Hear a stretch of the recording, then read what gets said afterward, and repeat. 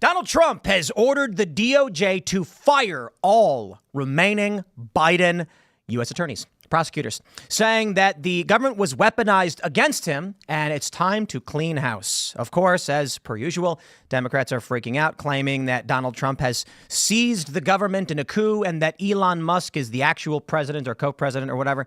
How fun. In the meantime, as Donald Trump has begun working with Eric Adams to, deport people who are here illegally, criminals, Democrats in the state are planning to remove him from office, staging a coup, as it were. Things are getting really weird, and they have the power to do it. The governor can suspend the mayor for 30 days without charge, then present charges, and they don't even need a conviction. They can literally just say, we're charging you, and therefore we will remove you as mayor. It's pretty nuts. And this all stems back in his crazy timeline to Eric Adams defying the Biden government in 2022, resulting in the launch of DOJ investigations against him, then an indictment. Then Donald Trump gets in, cuts him a deal. Democrats are saying it's a dirty deal and he needs to be removed. Man, talk about corruption. RFK Jr. has made his announcement as to what he's going after first. Very exciting. And then get this, Kash Patel. They passed he's moved forward, we'll put it like that. And they're still putting more roadblocks in front of him, desperately trying to stop him from becoming FBI director. That's going to be really interesting. And while I have you, before we get started, I'm going to I'll give you an update on our West Virginia stuff. West Virginia is a terrible place to do business. I strongly recommend you all stay away from it. We recently learned that it is illegal to contract individuals 1099 for any job in this state, which is shockingly insane, as sometimes there's a person you want to hire for just like a one-off job. Nope. They got taxes upon taxes. We were just informed today that a guy we contract to do like IT and dev work out of Texas who doesn't even live here, and we're like, hey, we've got a thing on the website that needs to be fixed. Can you fix it? Employee. I'm like, what? It's just it's an IT contract. Like we don't do IT services. So if we want to hire a plumber to fix our toilet, we got to hire a plumber. They told us that talent contracts are not allowed, and that our existing talent, legit, straight up, if somebody wants to appear on a show, has to be an employee. Well, good luck making that happen when talent own their own IP, have agents, managers, and work for a bunch of different companies on specific projects. These Uber laws, they're called, are ripping away the right of individuals to work in this country. They're currently in 34 states. West Virginia has to be one of the worst, I'd imagine, because they outright told us individuals are not legally allowed to work in this state. I am not exaggerating. Now, if you want to tell me that's not how the law is supposed to work, fine. The state will weaponize this law against you if they got a problem with you. So I know we've talked about it before, but we've been actively investigating how to get out of the state as fast as we can because of the degree of insanity. And a lot of people said, Tim, give the Republican administration an opportunity. They are, they're new. They're trying. This was formerly a Democrat state. I hear you. That being said, despite everything going on, we've had politicians reaching out to us, begging us not to leave, apologizing for the problems, and still we get a call, and that's fine. They're enforcing action against us, claiming we owe taxes on individuals who were clearly contractors, who abided by the law as the law was written, and they're telling us they don't care. They want us to pay high five figures. And you know what? Fine. You can squeeze as much blood of the turnip as you want, and we'll make sure you never get another penny out of us because this state is broken. Okay? If the existing administration knew the law was busted, then they could simply say, hey guys, we need to put a pause on this enforcement. The idea that individuals aren't allowed to contract is an absurdity and the state can't function that way. Instead, they said, tell him he's got to pay it anyway. Okay, sure. I'll write you a check, and then we're going to make sure we dismantle our business and move everything we can out of the state and use whatever force I have in any imaginable way to warn people about what they're doing to us, because I am personally offended by this. Let me just stress, if there is a musician, if there is a podcaster, and you would like to get a contract with them to make an appearance on your show, you have to hire them as a W-2 employee. And do you know what they say to you when you offer that? They laugh in your face and say, yeah, that's not going to happen. And we've lost 3 people already because of this law. So if they don't want us to operate here, so be it. I am beyond pissed off about this. I feel like I was had by the state. The fact that they would still be trying to enforce this. And you know what? It's my fault. I take full responsibility. I thought West Virginia was better than that. Clearly, I was wrong. But hey, in the meantime, head over to castbrew.com and buy Cast Brew coffee. And support our coffee company, I guess. And you can pick up Appalachian Nights, Stand Your Grounds. We got Colombian. Everybody's favorite Ian's Graphene Dream, which is selling off the shelves like hotcakes. And of course, the Green Room Show. Guys, you're going to love the Green Room Show. Yesterday, Chad Hall of Snake Farm Skateboards, and also he was active duty military for a long time with a lot of stories, and he worked for the government currently. And he's got some stories for you, man. This guy is a warrior of warriors. And so he was a big fan of Phil. So I thought it'd be cool to have them do a sit-down conversation about, what it's like overseas in these active combat situations, listening to heavy metal while you're, I don't want to say too much because, that stuff. To go outside the wire. Yeah, that stuff can be a little not so family friendly, and it gets we know what happens in war zones. So check out the Green Room Show, rumble.com/Timcast IRL. We're going to have another episode up today, of course. We do an episode every single day. And then we have the members only uncensored call-in show all on Rumble Premium. Go to timcastpremium.com. It'll redirect you to Rumble to sign up for premium. Use promo code TIMCAST10 to sign up. And don't forget, if you want to get in the Discord server to hang out with like-minded individuals, we got 20,000 plus members and they want to be friends with you. So go to timcast.com, join the Discord server to be involved in our community endeavors. Also, don't forget to smash that like button, share the show with everyone you know. Joining us tonight to talk about this and so much more is Siaka Massaquoi. Yeah. Hey, what's up, Tim? Good to see you. I nailed Happy it. to be. Yeah, I was going to say, honestly, I was like, yo, you got it, brother. That was good I stuff. hope I did. That was Sorry. good stuff. Who are you? What do you do? Well, I am I guess, do you say former or current J6er? Where are we at now with that? Once a J6er, always. Always a J6er. All right. Well, we could start off with that because I think a lot of people know, but I'm also an actor, 11-month-old father now, so which is awesome. Which that's probably the most exciting thing about I heard me. your kid's a good dancer. He's a fantastic dancer, and he has this move now. I think he got from his mom that is just the up and down, so that's great. I work for people like the actor came out of Hollywood, got canceled because I started getting involved in the Trump rallies in Beverly Hills and all that good stuff, and started working with Babylon Bee to make fun of the craziness that we see. Then I ran for office in 22, ran for state assembly in Los Angeles. Wow. North Hollywood. How'd that go? It went pretty well, actually. Great. Probably the biggest thing I found out was that we don't go around and talk to people as much as we should. I found that in the neighborhood that I lived 9 years until I, just recently moved to Tennessee, but in the neighborhood we were, as I walked around and talked to people, about 95% of the people in North Hollywood were Republicans. Really? And they were like, what? You run for office? No one ever comes around. The left doesn't even come around to the neighborhood. They just assume and get, the unions basically to get their school boards and everyone to vote for them. So it told me like, hey, we need to get out there. I got about 17%, first time running. And I'm like, no one else is running. So like, might as well put myself in there. Because I was doing speeches telling people to go run for local office if you hate what you see. And somebody hit me up and they're like, I'm running for mayor of my small town. Are you going to do something? And I'm like, I'm just an actor, But then you get to a point like I can't tell someone else to do something and not be willing to do it myself. Right so on. I did it. And then I ended up being vice chair of LAGLP, largest county in America. So that was fun for a time. And I just saw that we need to message, but we need to get out and actually be bold and not be afraid to talk to people directly. Then I got, again, doing stuff with Daily Wire or with Babylon Bee. Then I got hired with Daily Wire and was able to move my family out to Tennessee and got out. And we made it to Tennessee on Labor Day. And What a great state. Oh, yeah. Good state. It's people, everybody that we walk, the first time we were walking our dogs around, the first month we were there, everyone we'd meet, they come up and want to talk to us, and they end the conversation with, you guys find a church yet?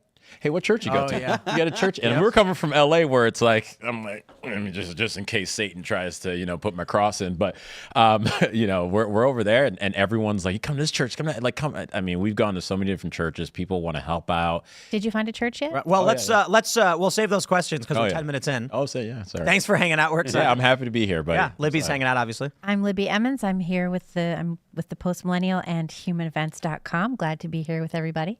Hello, everybody. My name is Phil Labonte. I'm the lead singer of the heavy metal band All That Remains. I'm an anti-communist and a counter-revolutionary. Let's go. Here we go from Newsweek. Trump orders DOJ to fire all remaining Biden-appointed U.S. attorneys. Yes. The president posted on Truth Social, over the past 4 years, the Department of Justice has been politicized like never before. Therefore, I have instructed the termination of all remaining Biden-era U.S. attorneys. We must clean house immediately and restore confidence.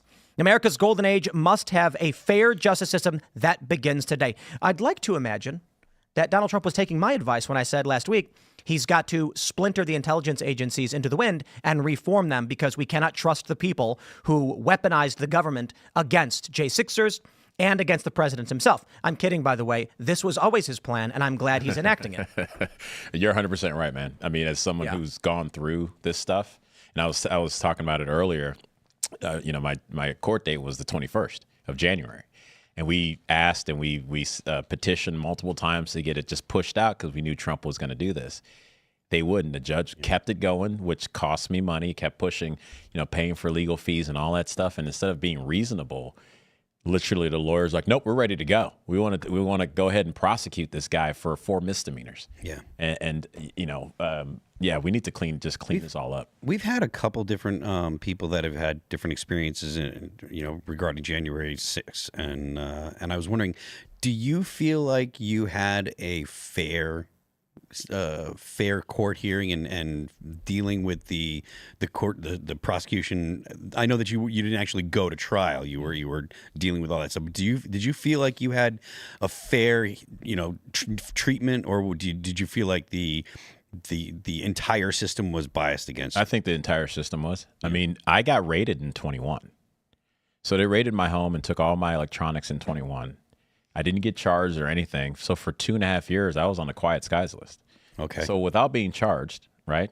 You're supposed to be innocent until proven guilty. Yep. I'm searched every time at the TSA checkpoint. When I go to the gate, 6 agents are there to check me again. Mind you, I hadn't been charged. And I was on that list before they raided my house, because they raided in June. My first trip in 21 in April is when they started doing this. And then they didn't arrest me until it was November 30th of 23, coming back from the Lady Ballers premiere for Daily Wire. Mm-hmm. And they arrested me on the tarmac at Burbank Airport. And they ripped me away from my wife. I mean, they came 4 agents. They came like I was like El Chapo. Mm-hmm. I'm like, what?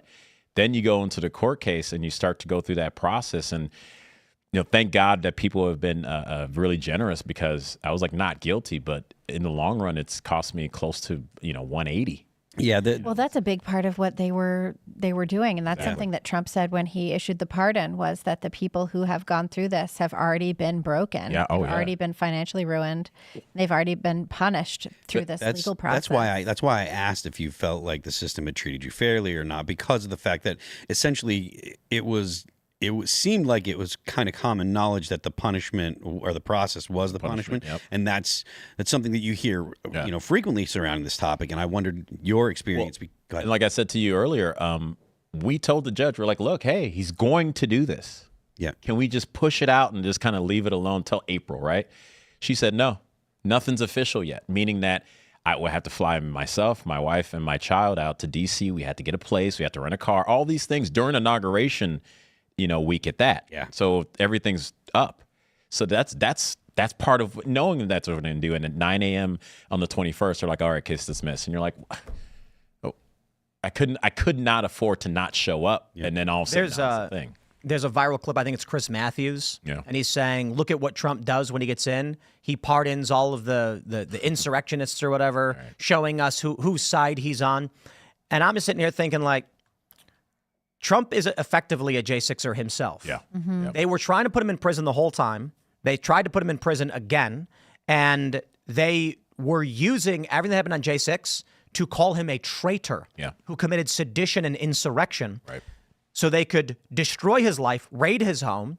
So when he went to pardon the J6ers, I don't think he was really, it wasn't from an outside perspective. It was literally from these people attacked us. Yeah. And so now he's firing them all. Well, let me give you an example, because I know you've been swatted.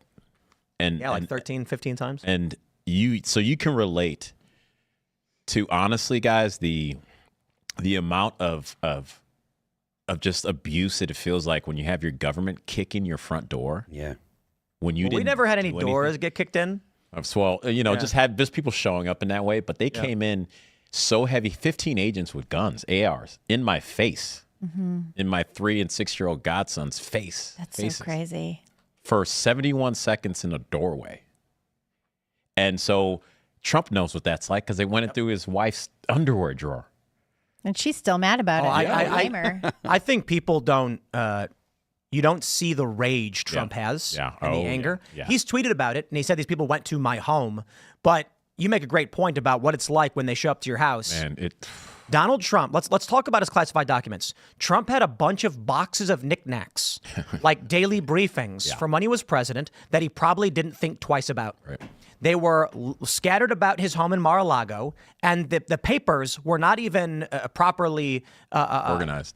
Yeah, they weren't. What's the word? Collated. Collated. Right. Yeah. That's exactly the word. I used to work in an office. Yeah, that's a good word. They were that's an office word. Page 1 was there, and page 7 was there. The feds came in, collected them all, put them on the floor, and then took their own handmade confidentiality forms and put them on top, and took a picture, staging the evidence. Mm-hmm. Joe Biden, meanwhile, admitted he retained classified information illegally for the purpose of writing a book to make money. Right. As vice and they president. And kept it in multiple offices and his garage. And so then Donald Trump, minding his own business, has law enforcement, FBI, raid his home, his wife's underwear drawer, his son's room. Oh, boy. I don't think we've yet begun to see the rage that is Donald Trump's revenge and retribution. Well, it's interesting, this firing of all of these attorneys, because we recently saw 7 prosecutors from the Southern District Court of New York resign over the dropping of the Adams indictment, which I thought was really interesting and definitely precedes something like this, where he's like, if everyone's just going to be against what we do in the Department of Justice, then you can all just go home. That's also fine. Right. I think actually some of these people who are resigning, I think that's the precursor to something else that's coming. Yeah, that's an interesting point. They do think that Adams is guilty. They do think they had enough evidence for him. Well, I think So when the Adams stuff was coming out, the turkey stuff. People are pointing out that it was like marginal stuff you often see from a lot of very marginal politicians, and it was kind of just like, really? I got to tell you. There are stories that I know of where the FBI outright said $1 million doesn't move the needle. They're not. And well, think about it. You've got criminal cartels trafficking to the tunes of $1 billion industries. Right. You've got hundreds of millions of dollars being trafficked across the border every year. Does it really make sense the FBI is going to be like, what are we dealing with here? What was like $100,000 or something? Yeah, and it so, wasn't a lot. Well, there's a question of whether or not we tolerate these kinds of things. It really did look selective. Yeah, it was. Yep.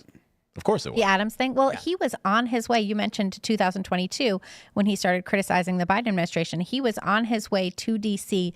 to meet with other blue city mayors to talk to Biden about immigration and the border crisis. Yep. And as it like somewhere in Delaware or whatever, he had to turn around and go back to New York because one of his aides' homes got raided in Brooklyn. And then Biden was able to hold the joint roundtable meeting with those blue city mayors, all going, Biden's working really hard. He really cares about us, you guys. He's doing his best he can. Yeah, I call it evil.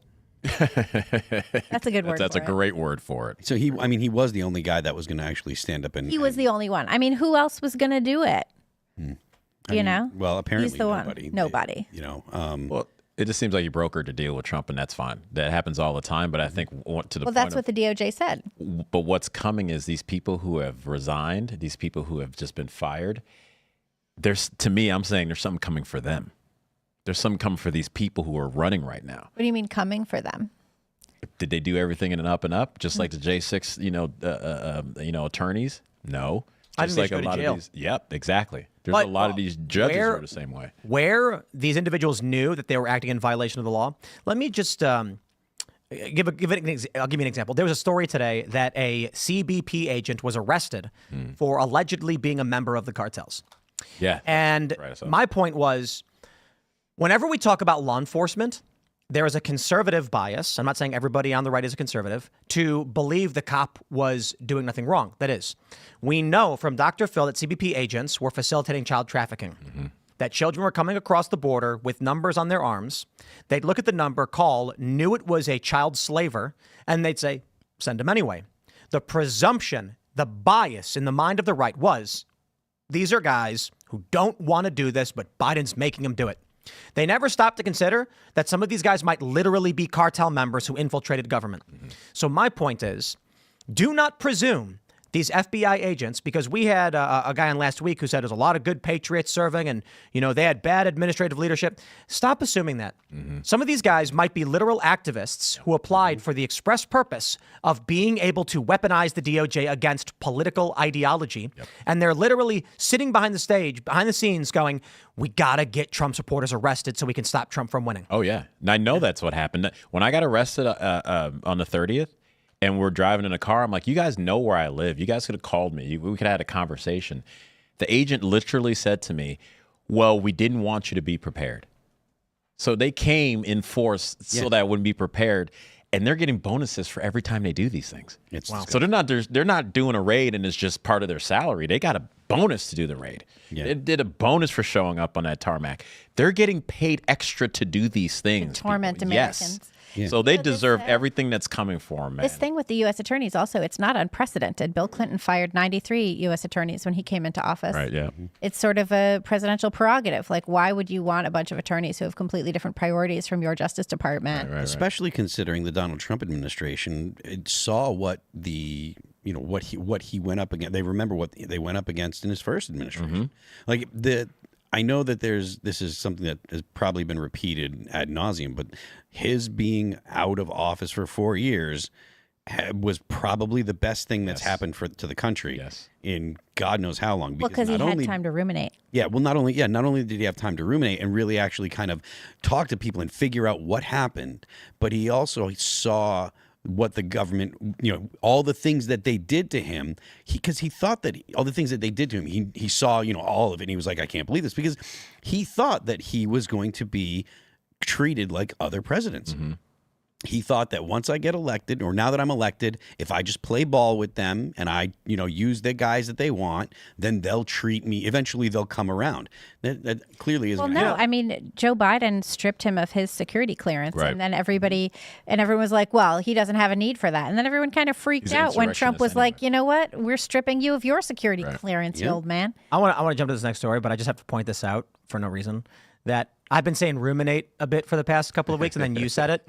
And then I just thought about it, and I'm like, I don't actually know the root of ruminate. It means to chew on cud.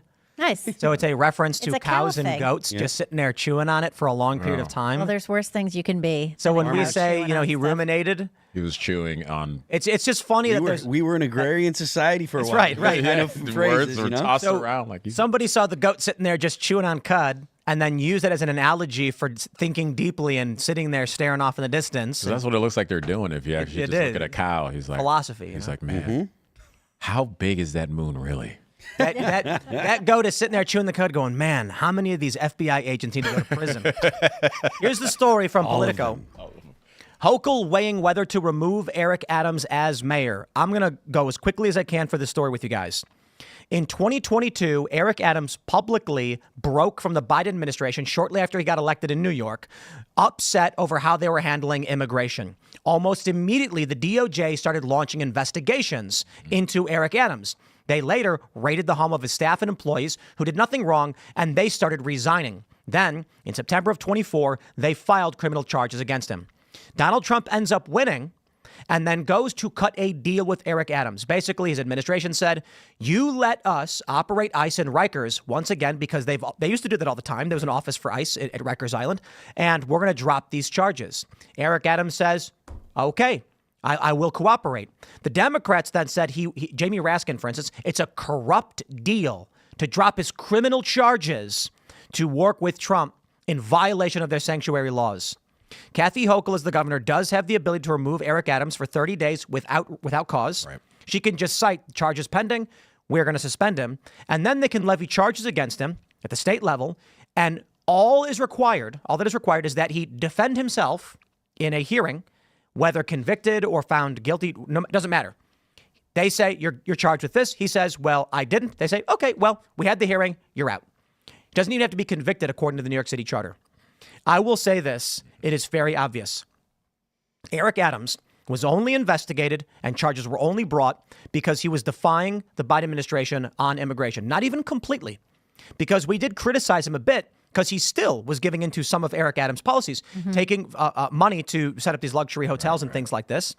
Now that he's cooperating with the Trump DOJ, which is, let me just tell you guys, completely routine. Every single day, every single day, a prosecutor will go to a alleged criminal under indictment and say, we will drop the charges if you do this for us. Every day that happens. Okay. So they go to the mayor and say, you're a man with a lot of power in the city. We're going to drop these charges, but we want ICE enforcement. He says, fine deal. The Democrats are now intervening to stop immigration enforcement. And it's fairly obvious why.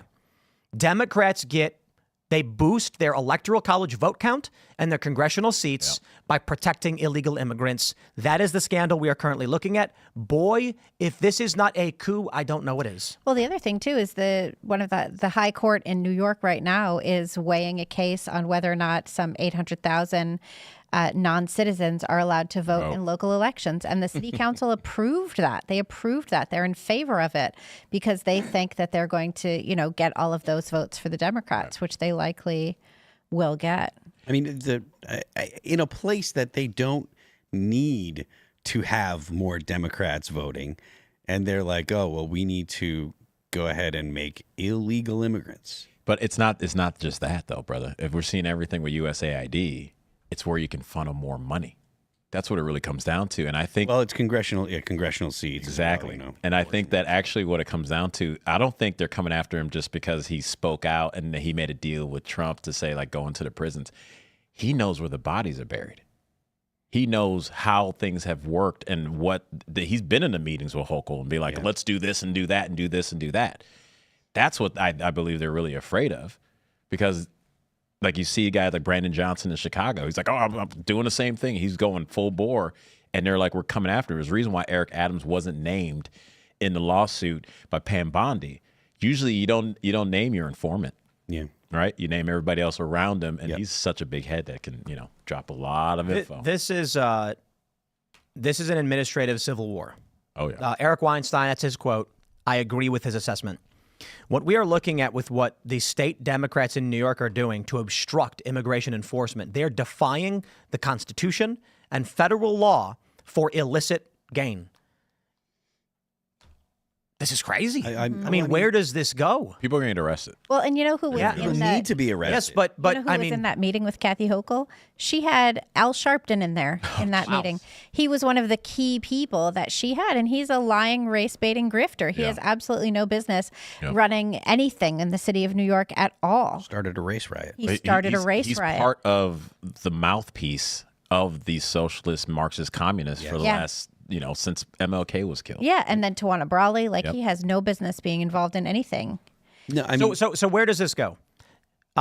We saw, I believe, was it Pam Bondi who announced the charges against New York?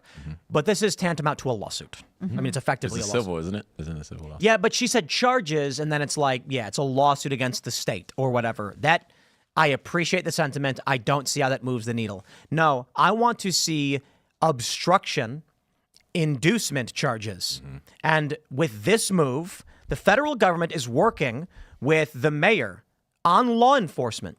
That makes Democrats the bad guys. Right. Yeah. Okay, so let's just break it down. The Department of Justice has gone to the mayor of New York and said, we want to catch some criminals. Will you help us? The Democrats responded by saying, we will remove that mayor so that he cannot do that. So that he can't get people out of the city. They are criminals trying to aid and abet other criminals and illicitly targeting a mayor who is working with the Department of Justice. Well, and you saw what Tom Homan said about AOC, who came out trying to tell illegal immigrants how to hide from deportation. Pamphlets. She's not the only one either. There's a lot of electeds across the country who are doing this kind of stuff. And Ilhan Omar was speaking Somali to people directly to tell them. I think it's absolutely egregious that that's what these lawmakers are doing, because what Tom Homan is doing is enforcing the existing law. Right. He's not doing anything other than enforcing the existing law. And these are the same laws that Biden said weren't strong enough to actually close the border or keep people out or anything. Just for quick context, I saw someone ask the question in the chat. Inducement, indeed. 8 U.S. Code 1324, bringing in and harboring certain aliens. In Section A, subsection 4, encourages or induces an alien to come, enter, or reside in the U.S., knowing or in reckless disregard of the fact that such coming to, entry, or residence is or will be in violation of the law or engaged in conspiracy to commit any of the preceding acts. We get it. So that's encouragement and inducement. They are crimes. I'll break it down for you. Encouragement is likely what we are seeing from these Democrats when they're saying, if you're here illegally, here's what you can do to stay here illegally. They are encouraging people to do so. Inducement would be more so, if you stay here, we will do something for you. So to offer something so that they will come and stay. Yeah, and there's a point that we've been talking about this a little bit. Sorry, just real quick. Go ahead. And the free healthcare they offer in California, I think, is inducement, And they should go housing. and housing, and they should arrest those people. This is something that we've been talking about a little bit. The fact that it's coming from Congress people it matters. Like, so if it was just your average Joe or even just your average activist person, I think that there would be an argument that's legitimate to say, look, this is just the freedom of speech, blah, blah, blah.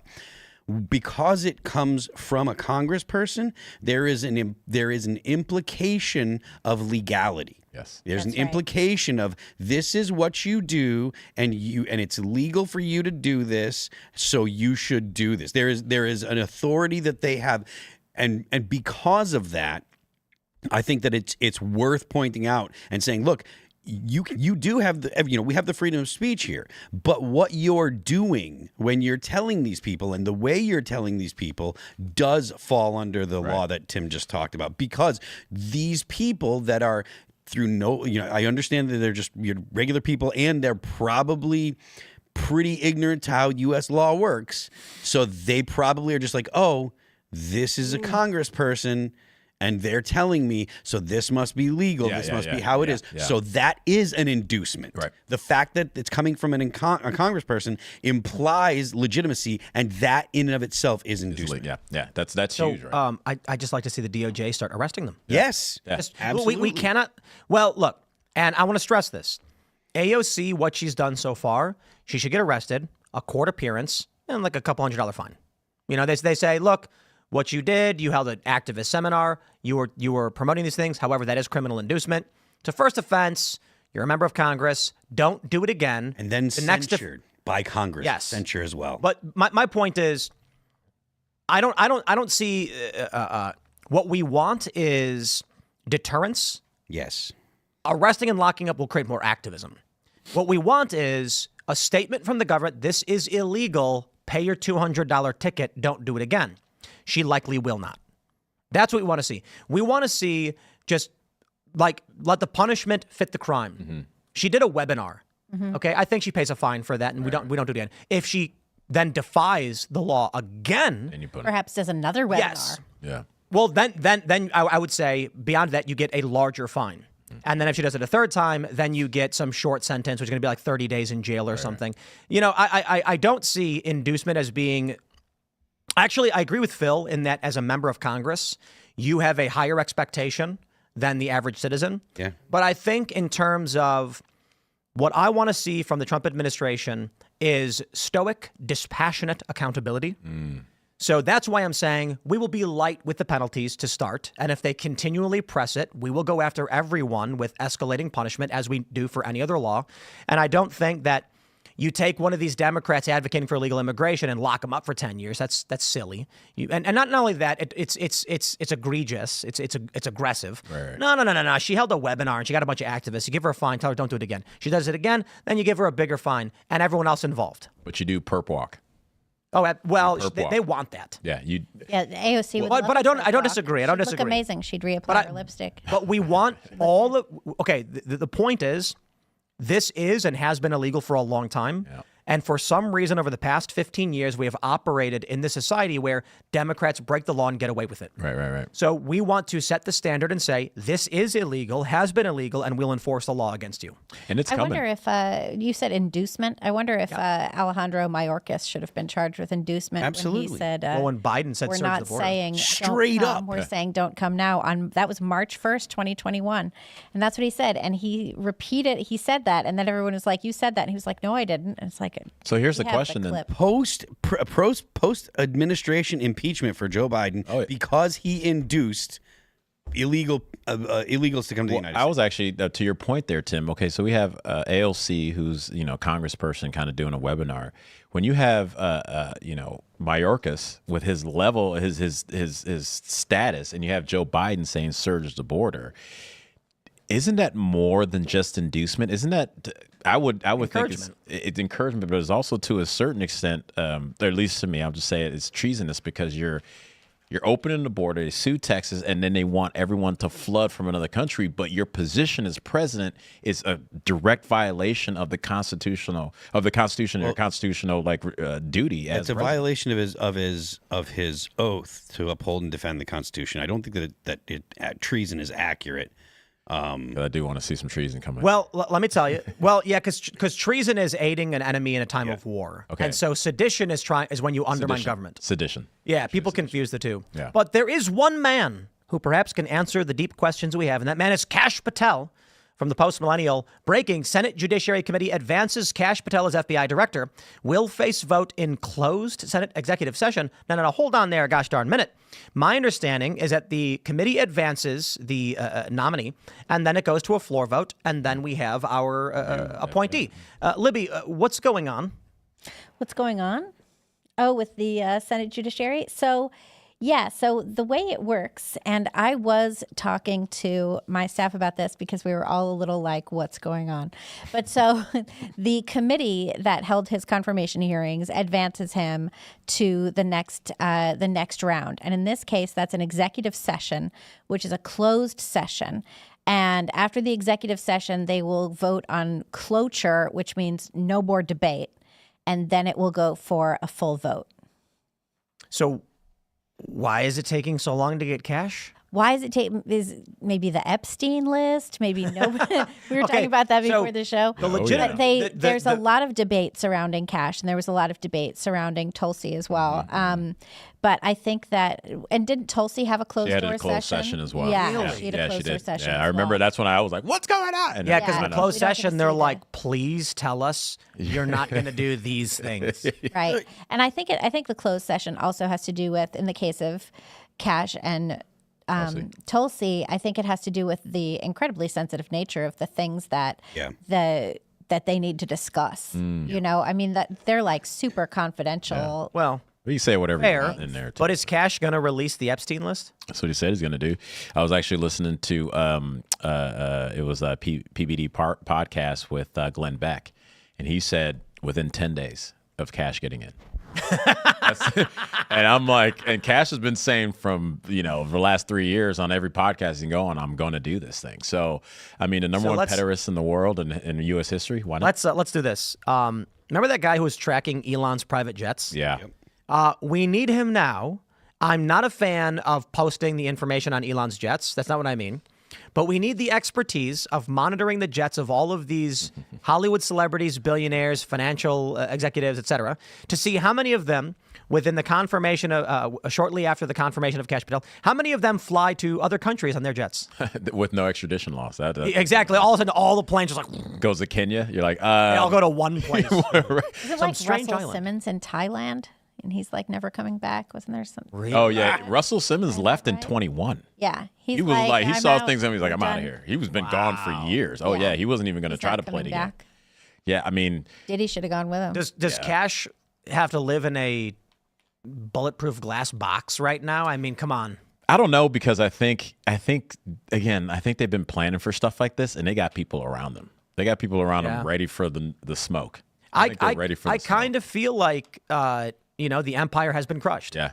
That with Donald Trump's victory this time around, there's just, you've gotten rid of most of the infrastructure, and all that's left are remnants of the deep state that still somewhat are operating. You know how it is, like after World War II, they were like, this man was living in the jungle and didn't know the war was over for 5 years. Yeah. He's still fighting to this Joseph day. Beuys, the artist Joseph Beuys, who had this whole crazy thing. But I think the other thing too, you're talking about the empire has been crushed. I think there's something to watch out for that we need to be careful about, and that is the tendrils. The tendrils that have gone so deep into everything. Yeah, I mean, you know, look, the they're still tendrils arrogant. that made it so that the Department of Agriculture withheld free school lunches because just from schools that wouldn't let boys and girls bathrooms. And that's the pulling out of the DEI through the Department of Education. That's the pulling out of the gender ideology. I like race theory. the tendrils analogy, but I think we can go for something more disgusting, like botfly larvae Okay, I that has burrowed and embedded its seeds under your skin. that's horrifying. So gross, dude. That's so I like the tendrils thing the because I point think that- octopuses are cool. I get your point. I but like it the 'cause thing they're is, it gross. goes beyond just Fungi. It goes beyond just in Washington D.C. Remember, USAID was working with foreign nations all over the world, and there's a lot of foreign nations that have their governments because of the work that USAID did. Oh, yeah. So Well, it's not just a matter of things here in the U.S. There are remnants. Sure, there are still people in positions of power that will do whatever they can to stymie the Trump administration. But there's the whole of Europe has bought into the ideology that we're trying to excoriate from the United States. Been a part of it. Exactly. It's not just bought in. I mean, you look at what's going on, and everyone talked about Germany. 60 Minutes in Germany. That is every bit as influential as it's ever been. So it's not just the United. Like, people talk about, like, hey, get out of NATO because, they're not paying their fair share. But maybe get out of NATO because they don't believe in liberal values like the freedom of Well, speech anymore. That was like the most amazing speech that JD Vance gave on Friday. I watched that speech and I was like, this is the kind of speech that we need to see all over the world. Threw down the gauntlet. He was just like, you're not upholding Western values. You're not vouchsafing Western civilization. What are you even defending yourselves for? Right. That was such a huge and good question. I just want to say, go ahead. It is very based that we have a president who tweets. And then, that was 2016 or 2017 to 21. But now we have a vice president as well. Yeah. Because the current vice president is on Twitter calling people dummies, roasting these people. And I'm like, so it was Mehdi Hassan, I believe, who threw some critique over JD Vance's commentary. And he responded with, like, free speech, like, you shouldn't go to jail for insulting somebody, dummy. And it was amazing to see the vice president on Twitter be like, you're dumb. Yeah. Well, you know what? This is like a reversal, right? Because John Adams was the first vice president, and he got into office, and he and George Washington didn't agree about anything. And so he was like, well, I'll just let George Washington govern, and I'll just mostly hang out in the Senate, which is what he did. And he did a lot of tie-breaking votes. But that set the tone for the vice presidency through the ages, where the vice president doesn't really do anything. And now I feel like with J.D. Vance, Trump's like, I need a second guy. We got a lot of stuff to do. We need two of us. We definitely need four hands to get this done.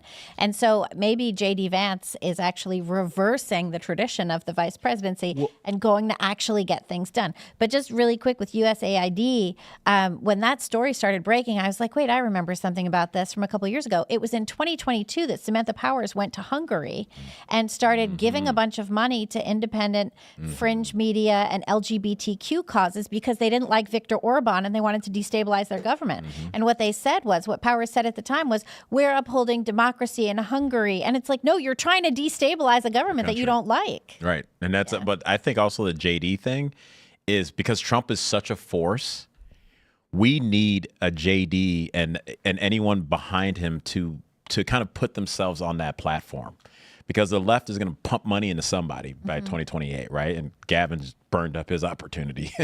But that was too soon. Yeah, right. But JD is also showing, like, I don't play.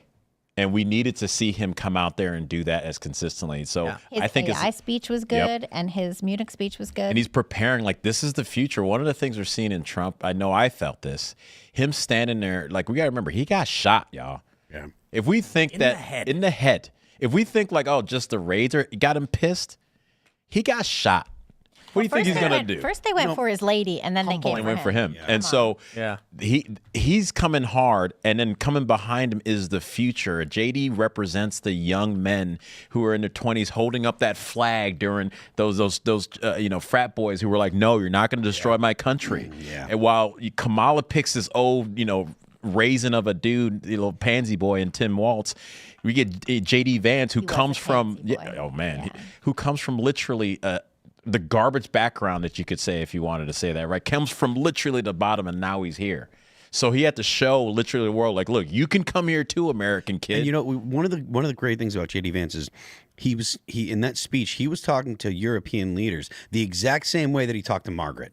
He's like, I'm not putting up with your BS. Right. Like, you're not doing that. Well, the same way he talks to everybody, which is what Trump does too. Which is great, and it's also good. It was also good to see Marco Rubio. Which, not that I think that Marco Rubio is spineless or anything. He's doing well. He's doing really, really well, and he's carrying out the policies that Donald Trump wants. He's not. It's Marco Rubio is not. It does not seem like Marco Rubio has any interest in throwing a wrench into the works of the administration. He is there to do what Donald Trump wants, and that is refreshing. And it's also something that we need because like Mike Benz talks about the blob. It's the State Department, it's DOD, and it's CIA, right? So that's the three. Well, he's the one talking about the tendrils too, or the butt flies. Bot fly larvae. Flies. Okay, whatever disgusting thing that is. And he's You talking. don't, wait, you don't know what that is? I don't want to know. It's a parasitic fly I that lays its eggs under your skin. No, I would actually want to hear the whole thing. They lay their eggs under your skin, and you'll get like a bug scabies? bite. No. You get like a red bump, and then eventually it opens up into a hole, and the larva is in your skin, sticking its head out, looking around. Oh God, dude. Oh, bro. It's gross. Hey, wait, hold on. That's how I view the deep state. Yeah. Oh, God. Yeah. See, exactly. Now you know how I feel. It kind of reminds me. You remember Total Recall, the Schwarzenegger one? Yeah. Where the guy's like, yeah. It's good. Like that's what. Have you guys ever seen like a lotus bloom or whatever? Yeah. Where it's like it's got all the little holes in the seed pods. Imagine that, but instead of seeds, it's maggots, sticking big ones. Ew. Smiling at Like you. our viewership's going to drop by 10,000 right now. People are like, turn it off. It's gross. Or go up by 10,000. No. Hold on, guys. I really want to stress this. I hope everyone at home listening, whenever they think of the deep state apparatus, that vision of bot flies are in their brain. That association is a good thing. Yeah, I think Recoil so. in disgust. Yes, I think so too. I've mostly thought of like roots and stuff like. No, that's too nice. That is too nice. That's trees. Flowers with trees, and there's Flowers, poison roots. No, when you say there's roots, I imagine like bunnies hopping around and there's bunnies, a smiling but they have tree fangs. singing a song. Like fang bunnies, fang bunnies. Wow, your It mind still makes went me there. laugh. Yeah, it's so easy. It's nice. Botfly is a good one. That's a good one. Yeah. You sit there and watch them coming in and out of. But this is what Benz talks about. Is it's so deep in the maggots or whatever. It's so deep that when we start unraveling it, it's like the ACA. Remember when all the legislators were like, oh, we're not going to know what's in Obamacare until we enact it.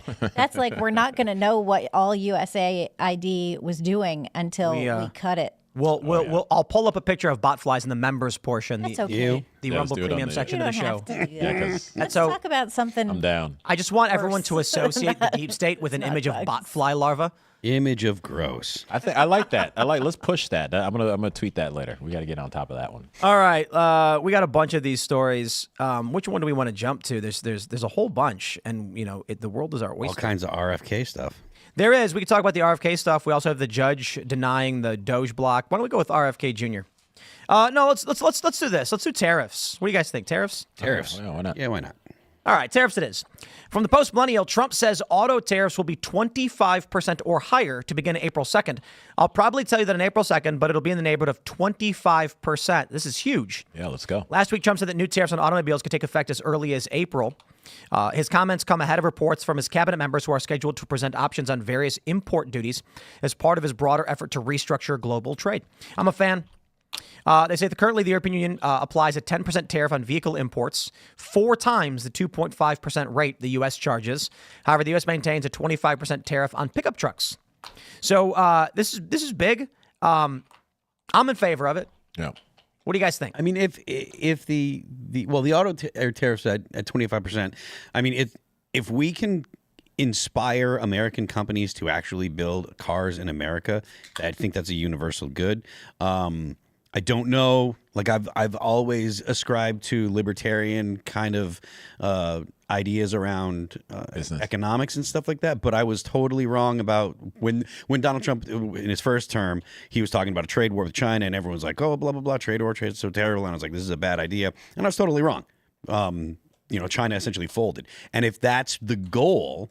If this is about bargaining, let the man cook, because I don't know nearly as much as he does. But I do think if we can bring jobs back to the United States or create jobs in the U.S., particularly, I think personally, particularly in the semiconductor area, so that way we have at least enough production capacity of chips to take care of the government and the military. Because how about we just ban cars? Nobody can have a car. What? Yeah, ban them all. And then Trump could force everyone to buy electric vehicles by 2030. Didn't we already do that? And he said, no way, we're not doing that. California's doing that. Yeah. Are they doing it anyway? They're banning gas vehicles. They're doing it anyway? Which is insane. New York tried to do that as well. I don't know if it went It's not going to, there's something coming for Gavin. Listen. Let me just say, the plan of Democrats and the deep state is that you will live in the pod and you will eat the bugs. And you will not be able to go anywhere, because once you have an electric car, they can just shut off your power and you're stranded. And you can't work either. Well, all cars. Yeah. There's all cars made after, I want to say it was 2021 or 22 that have the automatic shut-off switch now. Yep. Congress passed that. Oh, I mean, not only that. In gas cars? Yeah. The cars after every car. What was it after? What do you mean 21 automatic or shut 22 off? or something? Like you could be driving your car and the police can Police deactivate can be it. like, "Ba-doop," and you're like, what the hell? Yeah. Wow. Oh, yeah. So just buy old cars. That's what Everything you're saying. pre 2020. But you want like a '60s Mustang or something that's mechanical. Who doesn't want a car. 60s Mustang? No, Come favorite on. car. That's a dream Get a car. 1990s Ford F1 or 150, 250 or something like that, because they're not Converted to super diesel. old. And you want to be able to drive stick shift? Yes. I don't have a stick Yeah, shift, automatic but- transmission busts, you're done. Yeah, I got. But when the solar flare comes, everybody in those mechanical cars is going to be like, what's the problem? Yeah, exactly. Yeah, those are the 1960s Mustang. That's like 69, Yeah, 67, that's 69, the drop good top black. stuff. Ooh. I'm just gonna say this. nice old Cadillac. I'm not going to investigate anymore what Trump is doing as it relates to the economy, because everything the Democrats, all their plans relate to living in the pod and eating the bugs. Right. So I'm going to go ahead and assume that whatever Trump is doing is the opposite of that, and just roll with it. That's pretty fair That's sort of what assumption. I've been thinking too, especially when it comes to bringing jobs back to the United States and implementing tariffs. I mean, when you look at when he starts talking about it, he was talking about it today from his press conference at the Winter White House, and he was talking about how White House. Mar-a-Lago. Mar-a-Lago. I was like, where's she talking? Oh, yeah, that's right. That's good. But yeah, he was talking about how all of these other countries charge us these huge tariffs, and we don't charge them equivalent tariffs, and it's because we're over here being like, well, we're so powerful, we better be magnanimous. And like, no, that magnanimity is just screwing Americans. There's no reason. Magnanimity. Yeah, that's pretty good. That's a word. I know, it's just funny. I think it was actually connected more to the Coward Piven tactic, which was started after the '64, Civil Rights Act was passed in order to break our economy.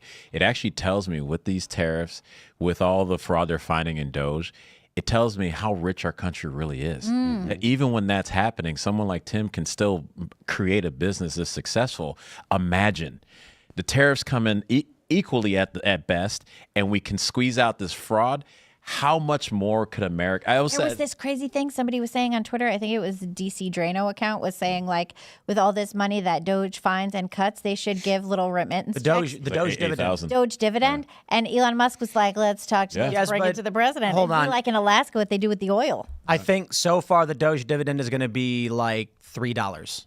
You know what? I'll take that $3. Oh, I'll wait 2 years. I'll wait 2 years Right, till they well- get through the IRS. They get through Right. like all these Pentagon? different agencies. Hey, no, by the end of the year, it could yeah. be $80 to $100. Yeah, that's fine with me. I know, that's hot. I Yeah. mean, that's gonna But get your family out consistently. for dinner for one day. You know what I mean? Not in LA. That'd be put yourself out for dinner. Yeah. In and out, right? In or I out. just said in On and out. average. Yeah. But think about this. Imagine if they save.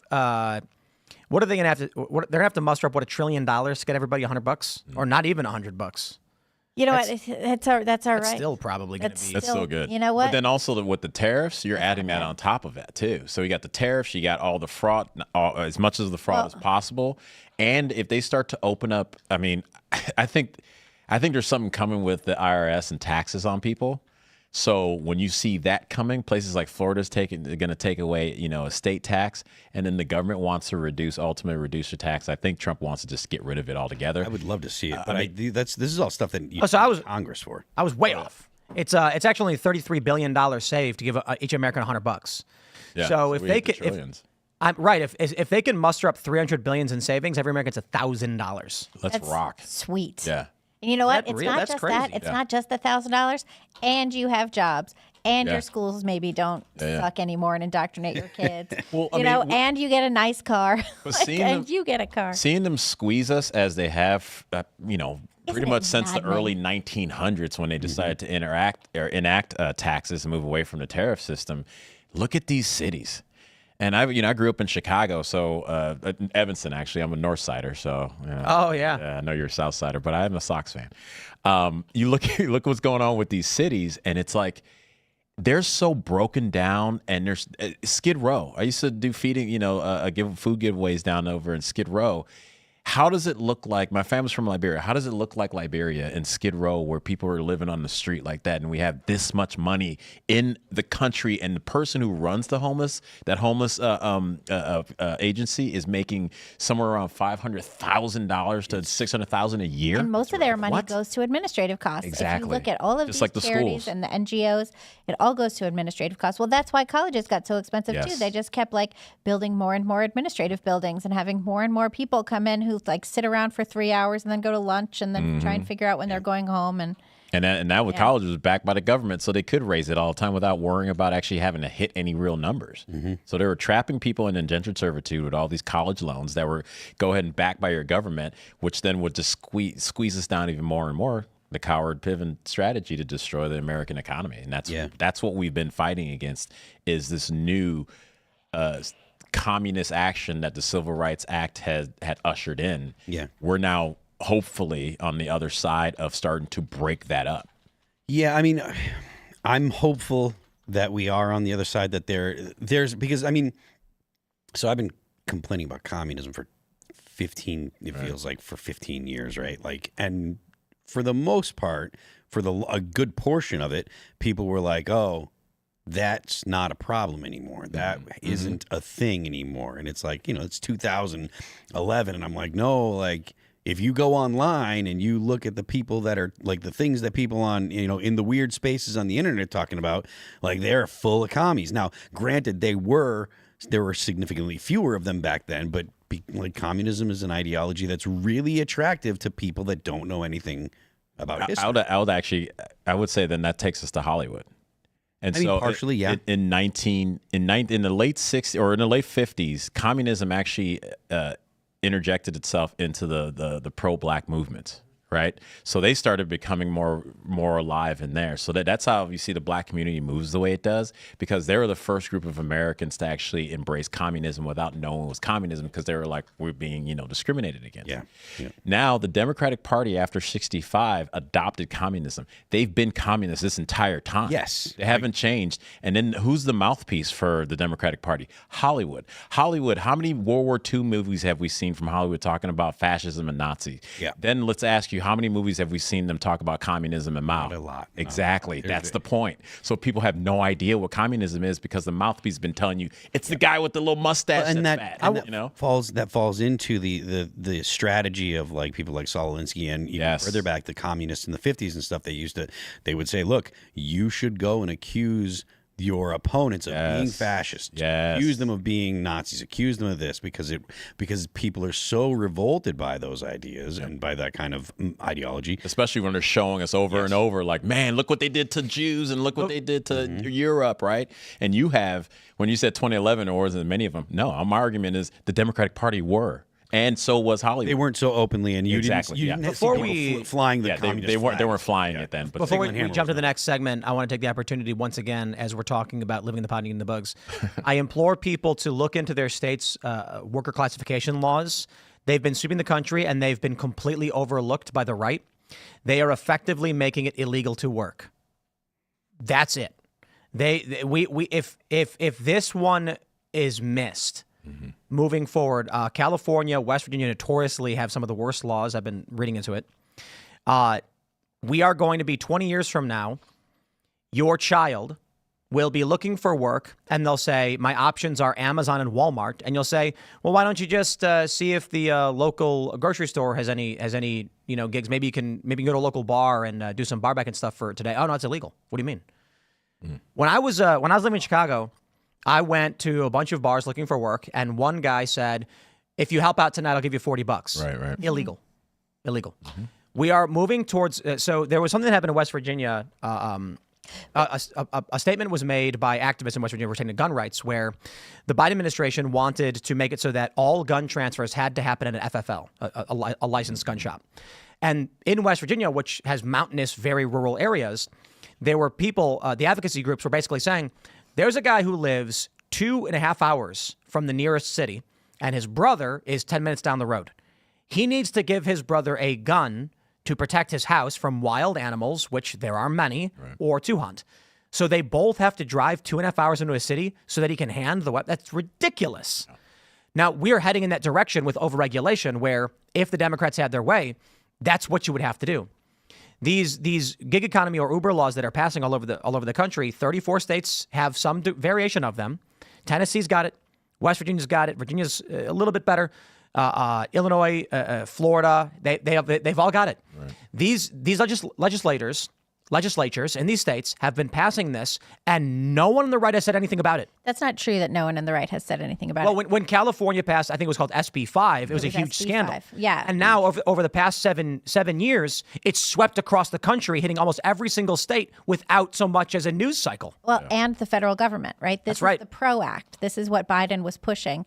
And every time he brought it up, I would write about it. And I would say, guys, this is bad. It means you can't work. It's communism. This means you can't work communism. for yourself. Your children? You need to be able to work for yourself. Yep. Like, that's just the basis of everything. It's You will like, live in if the I pot and can't you'll eat get the a bugs. job, if I can't get someone else to give me permission to earn a living, like I don't need permission to earn a living. That should be what every American says is, I don't need a permission to earn a living. You have all these people on the left saying having it all is a right, but it's like, no, you have the right to earn your own food. You don't need someone to give you permission to do that. You can stop at you don't need permission. You don't need permission. Right. That's it. Come That's on, the people. whole thing. You don't need permission. You don't need permission. If you, in the United States, we are ostensibly a free country. That means that you don't need permission to go do things. There's a meme on the internet. You can just go do things. Not anymore. I mean, You should just be able But to. Tim, this is good. I'm happy you're talking about this because you're talking about 20 years in your kid. Like at this point now, and I got an 11-month-old, you're about to have one. That's our kids. That's right. Like if we My don't son's do 14 something now. now, Our kids are going to grow up in a society where the presumption of access to resources come from government-approved institutions only. Well, but that's what they've been trying to do this whole time. They've been trying to do this. communist. They want you to have. They want your main partner in life to be the government. This was, I've brought this up before, but do you guys remember the ad for Obamacare during the Biden administration? And it was this woman, Julia, and it was like she was this little cartoon. And it showed her like going through life. She'd go through school, government school. She'd go get a job, be a government job. She'd have a baby, the government would provide it. She got pregnant. You never even saw a man in this cartoon. There was an outrage among the right for a reason. The idea that you should expect to depend on the government from birth to death is offensive to a percentage of the population, and it should be a larger percentage than it is.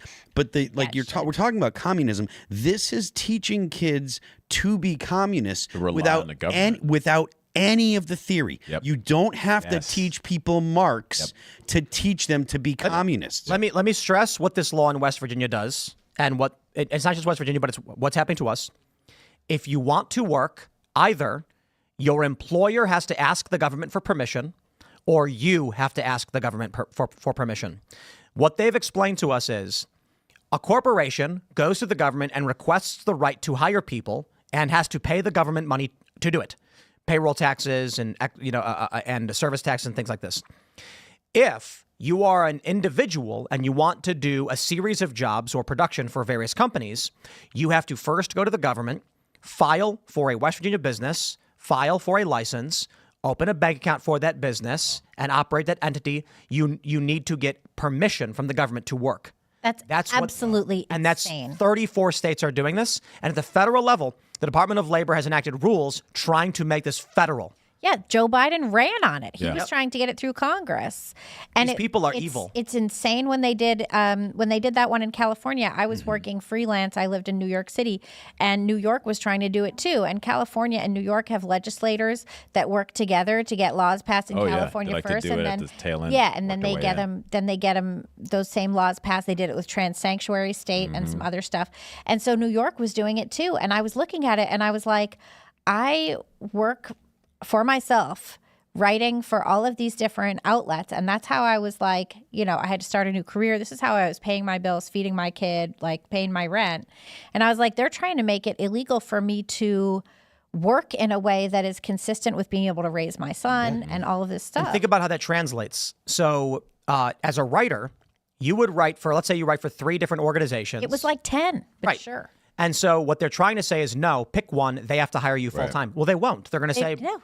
we won't do They that. don't- they don't so have you're the fired. And they're capacity a lot small. of Like times. outlets are really small. The Yeah. Post Millennial, we have like 12 people on staff or something like that. We're just a little outlet. So we you make and a your big garage splash, but- make birdhouses, and then you've got three nursing homes that like to buy a birdhouse once a month. Each of them. And yeah, each of them because they break and the old people like it. And then one day the government comes to you and says, you either get hired as a full-time employee making birdhouses for one nursing home or you can't work ever again. Wow, they're trying to stifle. I mean, with the gig economy, it's really. I remember in the '90s, it was the fastest growth of millionaires because of the internet, and they're trying to cut that off at the pass with the gig economy. Right. Let's just pause real quick. The gig economy emerges. Uber, Lyft, DoorDash, Seamless, Uber Eats, blah, blah, blah. All of a sudden, there's a bunch of apps that allow you to instantly connect to other people for exchange of goods and services. Understand that California, West Virginia, Florida, Illinois, New York, all of these states that are doing this are basically saying, oh no, the people have figured out how to work for each other. Quick, make it illegal. Right. That's what they're doing. I believe if you want to work, if you want to be an independent contractor, this is the funny thing. I actually agree with Uber. Uber's argument was, we're a social media app that connects one user to another. We don't hire anybody. Right. In which case, you're not even an independent contractor. You are just literally someone using an app to connect to somebody else. You're like a sole proprietor. Yeah. Uber should have no requirement to be an employer. They say, here's an app. If someone presses I need a ride, then someone who wants to give a ride can connect to him, and we're not employing anybody, and that's the way it should be. Yeah. That's what it was. That's what it was the supposed setup. to be in That's the why first it was so place. cheap. And DoorDash and other stuff. It was so cheap back in the day. Yeah. But, this communist move, a warning I want to put out there to everyone. If you want to see the results of it, look at the black communities in cities. Because that's the ones that rely the most on the government. That's the ones that get more government jobs. You want to see the results of what communism looks like in America. The black community in every city, in major city in this country, is the result of that. No father, like you were saying, you didn't see a man in the picture because the government's daddy. Yeah. Right. I talked to a friend of mine who's a Chicago police officer. She's like, you have no idea how many mothers, single moms, I get called so that they can come deal with their sons. That's supposed to be my job and your job and your job. Not supposed to be the government. So that's my warning for communism. Let's do a hard segue into this story from the Post Millennial. New black queer woman to play Jesus Christ in Jesus Christ Superstar musical at Hollywood Bowl. Do you like my headline? Cynthia Erivo, is that your name? Cynthia Erivo. Will be playing Jesus in the Nigerian. upcoming Hollywood Bowl production of Jesus Christ Superstar. Look, Jesus Christ Superstar was blasphemous anyway. So True. I like it. do you really? Yeah. Still blasphemous, but that's okay. So You like Godspell? yeah. What about Godspell? So let's hold on. I need some context here, guys. I don't understand. Am I supposed to be offended that a black woman is Jesus? No, it's a British woman. She's like got a British accent and everything. How could a British person ever play Jesus? British people can't be Jesus. No. It does sound funny when I hear Australians or Brits talk about Jesus Christ and God. I'm like, that sounds funny, but no. Sounds funny. Yeah. Well, why not? I don't know. What, No, I just thought it was interesting and that people why can't would she like be it. Jesus? Because she's female. Yeah. It might be offensive. Jesus was a guy. Jesus was a man. Jesus was a man. The only Jesus man was that a didn't man, sin. and sexuality was not part of what was his driving cause in the Exactly. world. Yeah. So And- that's He was the- sinless, man. but- Why but is Jesus Cynthia- Christ Superstar blasphemous? Because I don't think it it's supposed to be Judas rethinking whether or not Jesus was actually the Son of God, and whether he But was, that's what he was doing when he collected his silver in the first place. Yeah, he even though he followed him, he moved away from him because Right. the money was even better. Still It's blasphemous. this right here, though. This is again another example with the queer pastors. That woman who tried to berate Trump, then you find out she was getting paid by USAID. Yeah. Didn't her church get like 58 million? Yeah, or something? 58 It million. was it was a nonprofit or something, or the church. But Episcopalian, all of so this fake is religion. why, and actually I commend you, Tim, because I know you're not deep in it as a Christian, but you respect kind of what Christianity has done for the world and the country, and we need to get back to that, as I would say, I like to call it, become more biblical Americans. Doesn't mean you have to be a Baptist or Catholic or anything, but biblical Americans, you understand our foundation, our founding fathers, our Gen Zs of the time, if you will, were the ones that used the Bible. It's referenced 36 times in our Constitution and our Bill of Rights as our foundation. And if we don't get back to that understanding, things like this, and people can come up and they can do that. He gets us washing feet of transgenders and people who are still on drugs and not understanding. There is actually a core foundation of turning away from your issues, turning away from keep doing those terrible things in your life so that you can get, receive a better life in that love of Christ.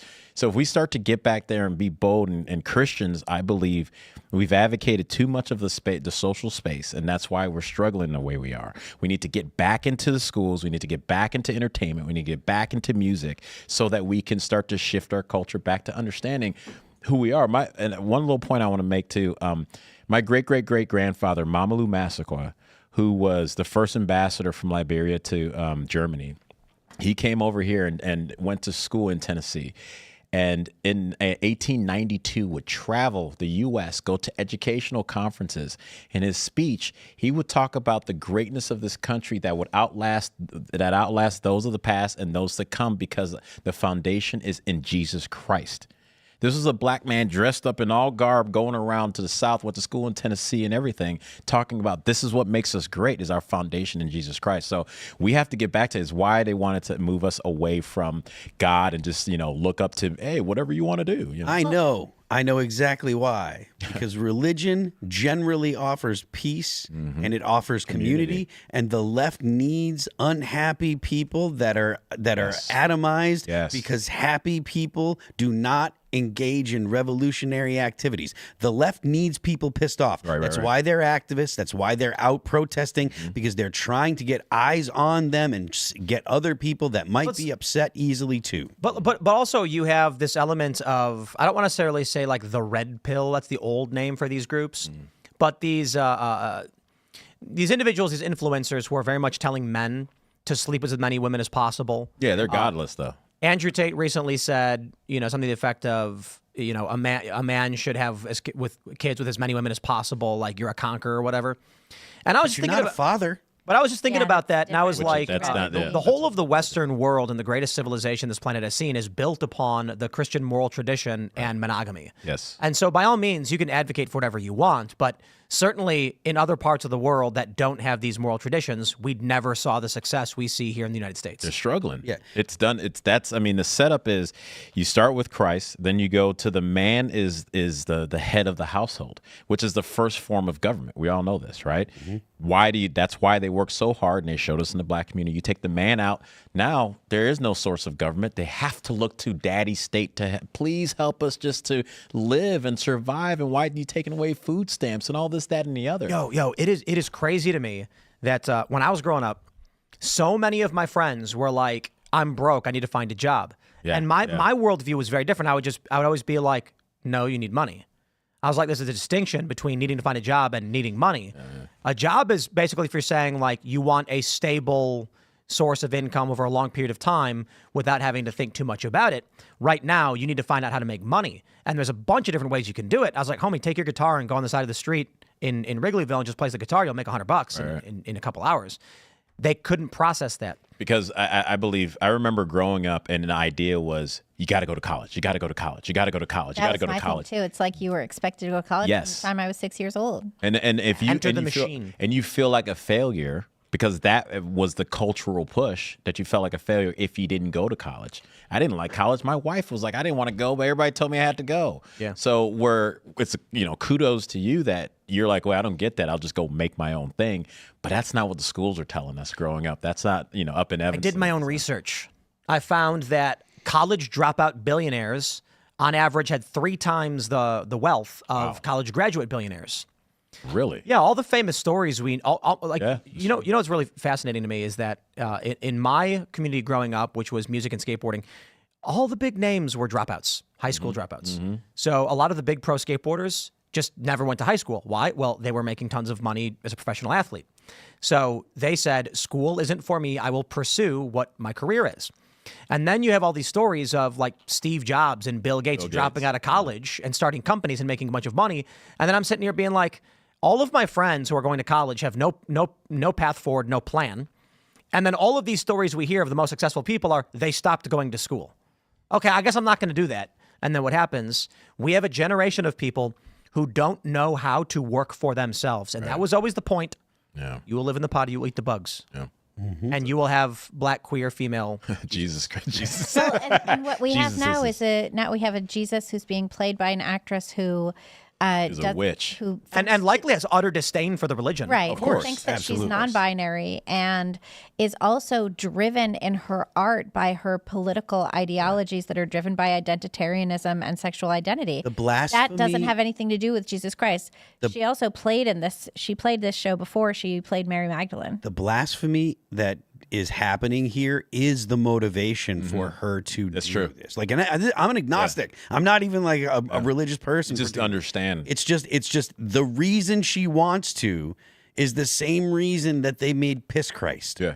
Right? To put Andre Serrano. Yeah, well, but I mean that's the motivation. One of the Wait a minute. NEA, Wait, one of the Did you just NEA say 9. piss Christ? Yeah. Yeah, you know there what was that this, it was a photograph. The name is ridiculous. It was Oh my- literally funded by the NEA in the 90s. Tell 'em what it is. artist, This photographer, Andre Serrano, submerged a crucifix in urine and then photographed it. Yeah. And we point- paid for it, you guys. We paid for that. And the I met him point at a of party that- one time. The point of that is to blaspheme, to mock the religion. So like she's doing this, just the fact that she's doing this, she's like, look at me, my identity, blah, blah, blah, and I'm playing Jesus Christ. I'm playing the Lamb of God. I'm playing the most pure man that's ever lived. Well, and the funny thing is, the Bible talks about this. It says that they will be haters and mockers of God. Like they come at you because they came at me first. This isn't new. Ecclesiastes, nothing new under the sun. But I like because Cynthia Erivo, it sounds like a Nigerian name, and it makes me think, man, if they dropped her in a village in Nigeria, I guarantee she wouldn't be non-binary anymore. She has She'd be ridiculous. she'd be a black Cynthia woman. is certainly not. She's from the UK. Yeah, No, the last name. I'm saying like the origin of her. Cynthia is not a Nigerian name. No. No, you're stupid. Erivo. Well, you said Cynthia Erivo sounds Nigerian. I'm like, No, Erivo does though. yeah, Yeah. I agree. But if you took her and you just dropped her right into that village, that little random village with no electricity, that non-binary stuff goes out the window. You know, That's and true. That's true for all of this young stuff. it, people in the yeah. United States. look, I'm There was all the like there's a Transistinians. a viral story where a guy said it was a Reddit post that his school informed him that his daughter was a trans boy, and his response was, "Oh wow, I had no idea. Thank you so much. What do I do?" And they said, gender affirming care and all this stuff, and he says, "Absolutely, just tell me where to go. Go to the doctor. This is really amazing. Thank you for helping my child." And then immediately started packing up. Planned to move, found another job, and then told the school, "Thank you so much for all of your help. I'm moving for work, but we'll make sure to get my son the treatment he needs." And then moved to a rural area, got his daughter away from all that stuff, and then he was like, within 3 to 6 months, he was back to being a normal teenage girl. Yep. If you look at the statistics, it's the blue areas where more kids have Oh, yeah. identified as these trans and flippants and whatever they want to call it, furries and all this stuff. It's literally an indoctrination in these blue areas. Like Don't it's give one them the of those internet. Left. Yeah. Internet too. Yeah, don't give them the internet, because predators are online and misery loves company. How long do you think you're gonna wait till your kids get to? My kid won't know the internet exists. I told Allison we're gonna build a time capsule house that looks like the 1980s, and we're going to raise my daughter as if it's the 80s, and then just one day when she's old enough, we'll be like, "Whoa, we're in the future and these strange devices." It's a good thing you're an adult. What age? What you think? Like 22? We're gonna live in an underground bunker where we have nothing but 80s content because the 80s was the best decade, and we're gonna be like we live underground because the Soviets dropped a bomb and wiped everybody out. And then Funny, I started watching the Fallout show. I watched that with my son. We had fun watching that. Just to watch the couple He knows of the episodes. internet exists. He's probably watching the show right now. Yep. Like, shout She'll just one day wake up and it'll be the year 2030, 2040 or whatever. 42 or something. Yeah, I'll and be we'll like, be where are all like, the oh. gas-powered cars, Dad? And I'll be like, we must be in the future. How strange. Remember the Jetsons? Remember I showed you that? We're Yes. here. The internet. What a strange thing. What, Dad? Best Dad stay risks away from himself- that. Do you put on your hazmat suit every time you just to leave and come to do the show, and you go back in there? You're like, yeah, I'm just getting us The air is food. poison. If you go outside, you'll die. Yeah. Stay indoors till you're 20. Okay, fair enough. No, gotta I don't start know. digging. I think no cell phone, no internet, no social media. Probably, and it's really what matters is we're looking at 2041. Like Yeah. when is this really going to matter for my child? Right. I mean, honestly, in 13 years, so 2038. Who knows what social media and all of the stuff is going to look like? For all we know, by then TikTok is gone and everyone's in Neuralink, and then we're just like, you ain't getting Neuralink. Yeah. And then she's like, but all my friends have Neuralink and they're all networked and floating around and humming to each other in a strange binary muttering. We're like, that's Like the binars on that's right. Star Trek Next Generation. Have you guys ever seen those videos of? And I did it one time at like an arts show in LA where they give people individual headsets and it has different music on there. They do And- like the Oh, silent yeah. People like kind of just hang out. You're with each other, but you're not, and everyone's dancing. That is what you're talking about. Quiet quiet raves or whatever. raves. Yeah, and so So- that could be the world of people. I be was like, whenever I drive the Tesla, whenever I drive it, I press the auto drive. And then I just sit there half glazed over like as the car drives for me. whoa. Oh yeah, it's a Tesla, bro. Yeah, You it's sick. punch in the address, you press go, and it just drives. You just put your hands on your lap and you sit there and you stare out the window. They're Now- they're currently safer than people. Yeah, now There here's are the thing. anomalies. So is not freedom, but hey, Right, you got- not freedom is definitely it's safer than than freedom. So here's the thing. Allison hates it. Yeah. And she I'm with Allison. refuses to use it. Yeah, I get and I told her, I was like, you do realize that in 14 years, our daughter's gonna be like, Mom, just let the robot drive. Dad lets the robot drive. And she's like, yeah, well, your father also just trusts the machine, blah, blah, blah. And then starts laughing Trust the like, machine. that's exactly what's Yeah. gonna happen. Ooh, God. But I'm like, I don't know. Who knows? At that point, we'll be in flying cars. Probably fine. not. Well, either that or we will have regressed and none of this will exist anymore. There'll be solar flares. Everything will be demagnetized. We will have lost all the data, you know. That's if the But, left wins, though, too. That's like, or Yeah. or if just something screwy happens. Yeah, I Like, say, screwy look, stuff can don't be afraid. happen, Don't be you know? afraid of the future. But like, there are certain skill sets that I think human beings should try to, have within themselves. You ever watch Dr. Stone? Oh, the anime? Yeah. Yeah. Oh, yeah. It's Magic School Bus for kids who like anime. Yeah. Or it's Magic School Bus for little boys, and whereas Magic Little School boys Bus who is love like it. not Yeah. fun.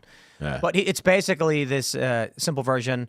Humanity is wiped out. Long story short, thousands of years later, people are turned to stone. Thousands of years later, some people wake up and they have to build the world from scratch. It's actually interesting. Yeah, it's really Yeah, it's interesting very when he's like, "Here's how you make wax," and like, "Here's how you get magnets," and like. I'm like, man, I actually learned a bunch of weird survival stuff from watching that anime. For sitting back and just kind of like kind of Flipping vegging through. out and being Yeah. like, all of a sudden you're like, oh wait, this is how you make candle wax. It's crazy. Yeah, like finding magnets by like bringing iron to a river and then waving it around until you can feel the attraction. There's like weird stuff they do. I'm like, Well, what the Boy Scouts doing, what they've Yeah. done. Dr. Stone actually, it's a good tool now. That's actually really sad that we don't have like a Boy Scouts functional anymore. Well, Now what is it? The there's- People Scouts? No, but there's trail. Little there's- People Scouts? There's Trail Life. Trail Life. There's Trail Life and this one for girls, which I always just think of as American Girls, but it's not that. But there's it's like Heritage or something. But yeah, it's in a lot of churches, and it's not necessarily run by the church, but it's its own organization. But it's more like actual traditional Boy Scouts, and the girls have one, and the boys have one, and the boys do adventure stuff, and it's And the girls stay in the kitchen and No, cook. the girls have adventure stuff, but they No? also cook. There you go. You got So, but the boys learn how to do stuff. Like they do stuff. It's not the Boy Scouts, and it's not that big, glommy, probably USAID funded organization. Right. Instead, it's like much more just adventure stuff. It's local. Did you guys hear about the Girl Scout cookies being poisoned? What? No. Oh my! Are these the ones that are in my cupboard right now? What's going on? Yeah, it's like the FDA. Oh my goodness, man! I'm sorry to we just cut over real hard, but they apparently it has a bunch of stuff in it that like is poisonous for you. Which ones? All of them. Well, I When know. you say Isn't it? poisonous, what Yeah, do are you you mean? talking- I mean, like Do you mean Hold on, like hold red on, number I gotta 5? You find mean it. like arsenic? All of difference. a little, yeah, right. it's just Just a like little bit of arson. block- Like cyanide, bit. like it's a cyanide or like, Atrazine. Yeah, exactly. There's a difference, They're both poison. One is a little more immediate than the other. I was going to say, is this like RFK Jr. kinds of poison Yeah. or like the Okay. little green Well, this face is- with the tongue sticking Or out? Tylenol had to change the whole caplet thing out with kind of the eyes poison. getting crossed out on each side. No, Remember they that had, little thing, that little green sticker with the Oh, eyes yeah. and the tongue, and Yeah. your parents would stick it on stuff so the They'd kids. be like, "Don't touch it." Yeah. Oh yeah, that was a I don't '90s remember kid. that. Yeah. They had these little stickers. There's like a green face with its eyes X'd out and a tongue sticking out. And parents would put it on cleaners and stuff and tell the kids that means you'll get sick. Oh My yeah. parents didn't do anything like that. They'd be like, Here's a luck. fork. There's an outlet. yeah, mix that bleach in the ammonia and then go No, wipe. don't. sniff it. Don't. They don't. believed No, in you. obviously don't. They believed in Obviously you. don't. Let's we got to jump to the story. We got this one from ABC News. Speaking of RFK Jr., RFK Jr. tells staff he will investigate childhood vaccine schedule, antidepressant drugs. We have this tweet from Libs of TikTok. Just in, RFK Jr. to investigate chronic disease, ultra-processed food, electromagnetic radiation, childhood vaccine schedule, glyphosate and pesticides, artificial food additives, SSRIs and antidepressants, microplastics, and more. I would just like to stress, YouTube, this is the HHS of the government of the United States saying this right now, and any silly Just ideas. demonetized already, huh? I guess I have to say, well, the secretary of the HHS must be wrong because we are not allowed to talk to a doctor. How about the guy who runs it?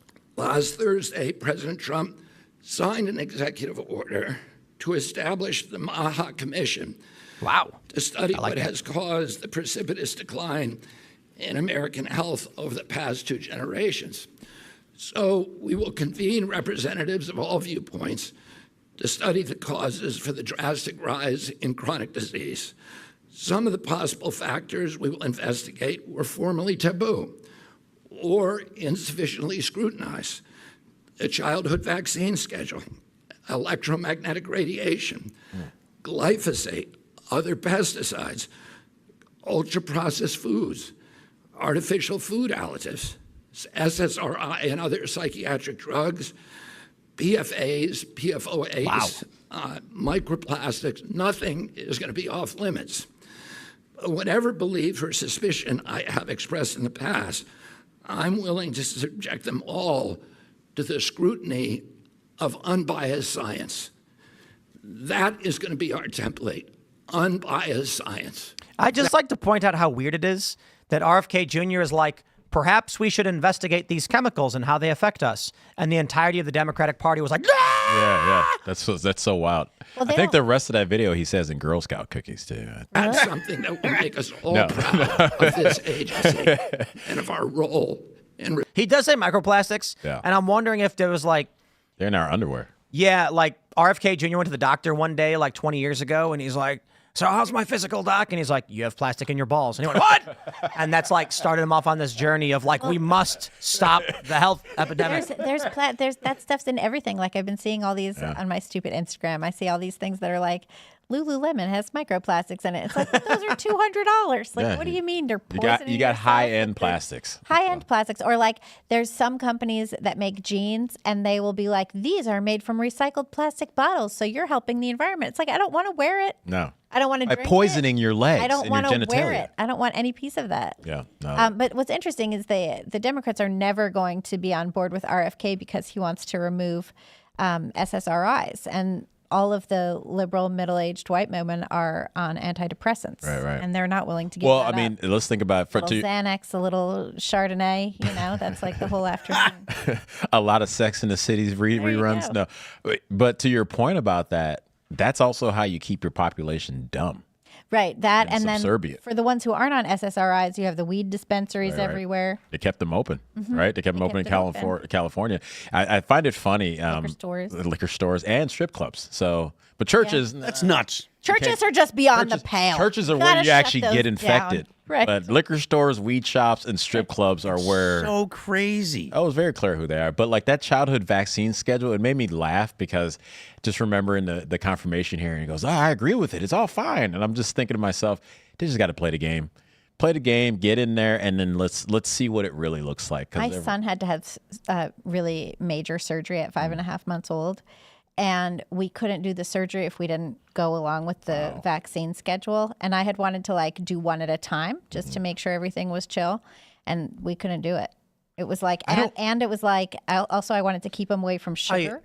And the way that they draw blood in babies is they give them sugar and then draw the blood. And I was like, I don't like any of that. Why are we doing all of this? So there's a secret. If you go to the here's my recommendation to anybody having a kid. Go to Loudoun County, Virginia.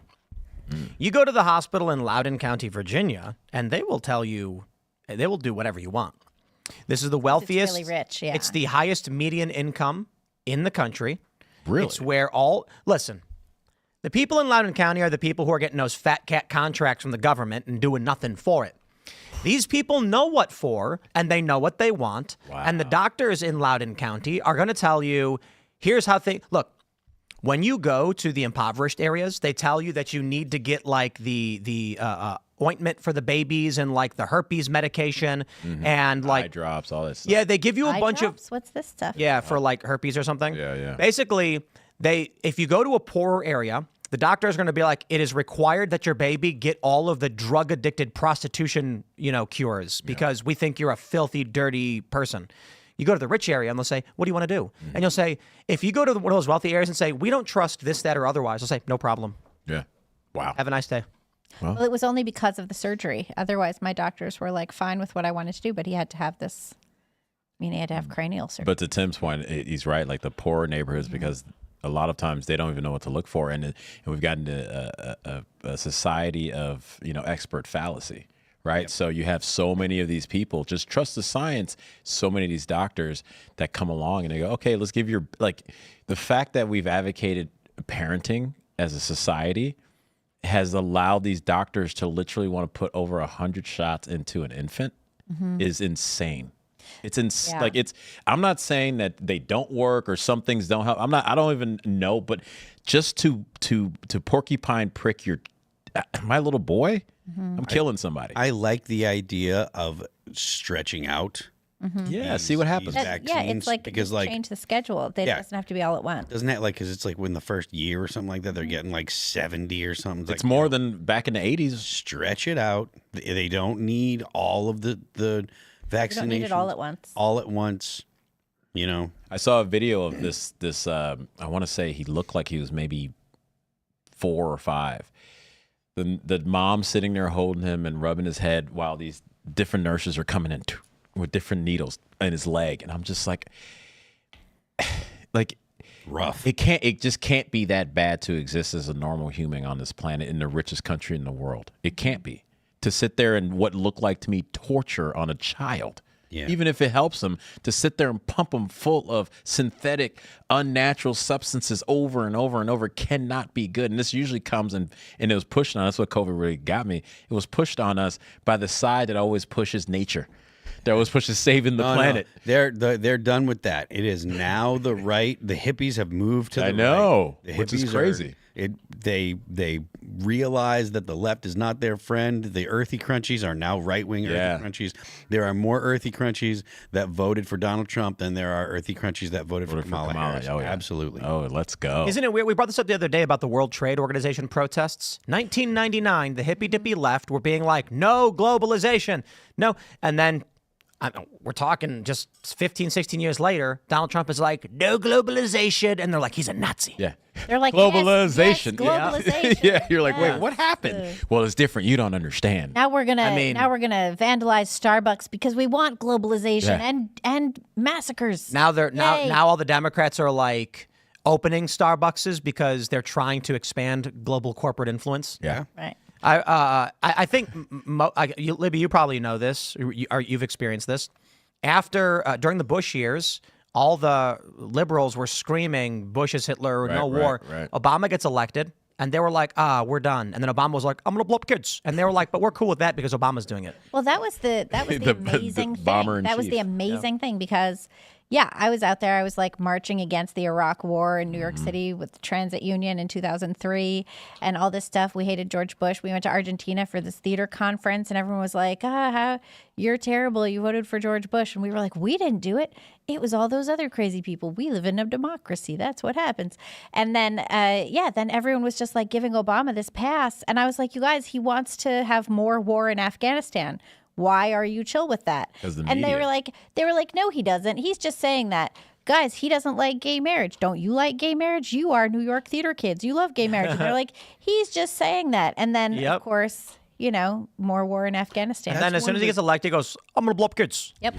That's one of the things that I noticed. Like my left-leaning friends, I did a podcast with a buddy of mine that's left-leaning, and it was before Trump was elected the first time, and he was like, oh, well, I'm a Hillary Clinton voter, blah, blah, blah. And I'm like, I'm going to vote for Trump. And he was like, why won't you vote? What are the biggest things that make you not want to vote for Hillary Clinton? I was like, well, right now she's talking about a no-fly zone over Syria and the Russians are there now and they have an air base. So that puts us in direct conflict with Russians, and she's talking about actually, having combat and stuff against Russia. I think that's totally reckless, and that's the reason why. That's really the biggest thing. That's, to me, Donald Trump's talking about no more wars, no foreign wars. She's talking about escalating existing conflicts, and I don't want to. And all he had to say was, "Oh, I don't think she'll do that." And it's like, well, you don't. Then if and not paying attention. Yeah, well, it's just like the left seems like they don't listen to what the politicians say about what they're going to do, or they don't pay attention to the things they do. They only listen to a narrative that's spun about them, not what they actually say. Well, I think it's connected. I was actually watching you guys on Pop Culture Crisis the other day, and you mentioned it, but you didn't say it the way that I'm going to say it right now. We've been living since but 65 was such a turning point. We've been living in a social liberal country where even if you're right, you look at some people who say they're right now, they're still less right than they were in the late 50s, early 60s, because everywhere from the schools to music to entertainment and to the media. So think about this. I know, when I ran for office and I did that sketch for Babylon Bee, California's Move to Texas. I was walking in neighborhoods. I knocked on one door. The Armenian lady opened the door, and she recognized me for that. Started laughing, gave me a big hug. And all we did was talk about the sketch. Before I got home, she sent over $500. So to my campaign. So it showed me when you build up enough emotional cachet and storytelling and entertainment, and you're on that side, that's what you're really fighting against. You're not just fighting against, go listen to Obama's words. You're fighting against the whole machine that has the feeling that they're not the bad guys. Yeah. They're not the ones we need to worry about, because he was dancing on stage with Ellen, know? And so that's what we're really up against, not what the individual actually says or doesn't say. Yeah. It's what side was he hanging out with. He can't be bad. Yeah. I mean, with Obama, he was so smart when it came to his not his policies, but his campaign. The hope and change thing was probably the smartest campaign slogan ever, because he didn't have to tell anybody anything about what it meant. Everybody heard that, and they turned it into whatever it was that they believed. And all he had to say is hope and change, and people were like, I'm on board with that. And then they had an image in their mind. He didn't have to articulate anything. They did the work for him. Especially after coming off of George Bush starting wars, right? Yeah. And once you were able to bring in Obama, then you had the white guilt playing a factor in there, where it's like, it's a time now we can show ourselves we're not this racist country everyone says we are. Yeah. There were so many things that have been hit on so many levels that when he came along and did that, then you look into the picture he used and you're like, wait a minute, that was a communist photo? Like, what are we talking about? When you look further in, it's the marketing is so huge. That's why shows like this, what Daily Wire, what Babylon Bee, what PragerU are doing, it has not only upset them so much starting in about 2015, 2016, but it is so vitally important, and we need to continue to build, continue to do more music and more scripted content so that we capture these 20-year-olds who are looking around for like something to grab onto. They've grabbed onto Trump. They grab onto, Tim and these different groups. We need to continue to build it. Yeah, if I don't remember the exact number but the generation that has the highest approval rate of Trump is like Gen Z, young people. I think it was Gen X. Was it Gen X? Gen X is what got Trump elected. Yeah. What's up? We finally did something right. Yeah. How old are you? 45, man. 45 and free. So you're just on the end, though. I know. It still counts, dude. What are you trying? Don't take it away from me. I'm celebrating. He goes, you're just at the end of the door. You're in the back of the line. Yeah, what do they call that? Me and Phil are in Exennials the or whatever? middle, so. There you go. Yeah. And we finally did something instead of nihilistic music. You know what I mean? I posted Like, that on grunge. I posted that on X after I was like, Gen X saves the world. Finally, I knew we could do it. Aren't you guys the Pepsi generation? Yeah. I didn't drink Pepsi. That's so stupid. Yeah. I know. I don't know what that They was that the actually campaign. they called it the generation. Get a bunch of sugar water and dump it down your gullet. It was Millennials don't drink soda, and Gen Z doesn't drink soda either. I don't drink soda. There's no soda in my house. We drink Gen X we is- drink Spindrift. Yeah, I was gonna say we do. I do get involved in a little I bit drink of. water. This is and not soda, though. liquor. You look at the ingredients Oh, on I it. know it's a soda water. The Gen Xers definitely did the whole Thanos thing. Like, fine, we'll do it ourselves. Yes. Yeah, well, we should have done it 10 years ago. No, I mean, I know. We're like 10 years literally- ago, we were high. Yeah, we're shocked, right? What was it? We're in like what did it call it when you're actually like 10 years? You act 10 years younger than you are. The Peter Pan syndrome. Yeah. we Well, pretty that's much because, lived like, on with that. the Gen X, like our parents' generation, the Boomers, they're so obsessed with being young that they never let us actually be grown Oh, ups. that's true. You know, Because then that would say they they're still call old. us the kids. Yeah. Yeah. My that- mom is like 75. I'm like, Mom, I am almost 50. I'm not a kid at this Yeah. point. Yeah, my Mom, I'm halfway there. Right? my wife's mom said that when we were getting married kind of quickly. She was like, "Let the kids do what they want." And I'm like, "I'm 43. Like, what the Yeah, and I'm kid? sick of that. I am. Like, The kids thing.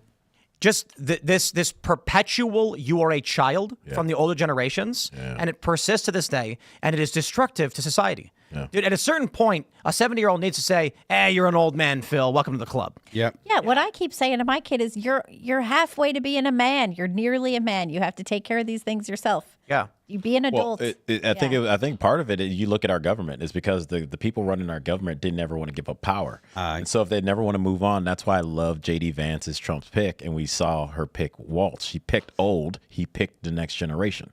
Well, and we she need to kept start- talking about it being the next generation. I'm sorry. Yeah, I'm sorry. which was something that I'm like, that guy? Yeah. The balding old dude that The is, tuna tacos. and the spirit All right. fingers? Yeah. Gen Z, you're all adults and you're losers.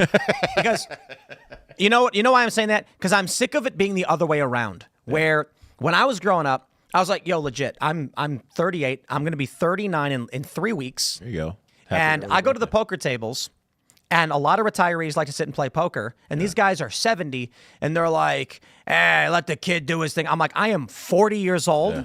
I am an old man. I'm like, I wish I was 40. And I'll be like, okay, yeah, I get it, but we're all old. Yeah. Gen Z, if you are 24 years old, you are an adult, and you are several years into being an adult. And it's about time to be an adult. I'm not saying that to disparage Gen Z. I'm saying it to be the stodgy old man being like, get off my lawn. I heard a young Fun to say that. I heard a young I lady love that, too. talking. I heard a young lady talking about it was on a TikTok, and she said I'm just a 27-year-old Oh, geez. teenage girl. And I was That's like, bogus. what Is she on like earth? a trans age? No, well, I know I At don't. 27, you're like, listen. Dylan This speaks to the Mulvaney. whole like dragging out childhood and refusing to be responsible. There's a meme about women and being responsible and accountable and stuff, and that just really kind of hit Drew. 27 oh my- 27-year-old teenage girl. Like what? Here's what's really crazy is that there are a lot of prominent female celebrities who are in their 30s who don't have kids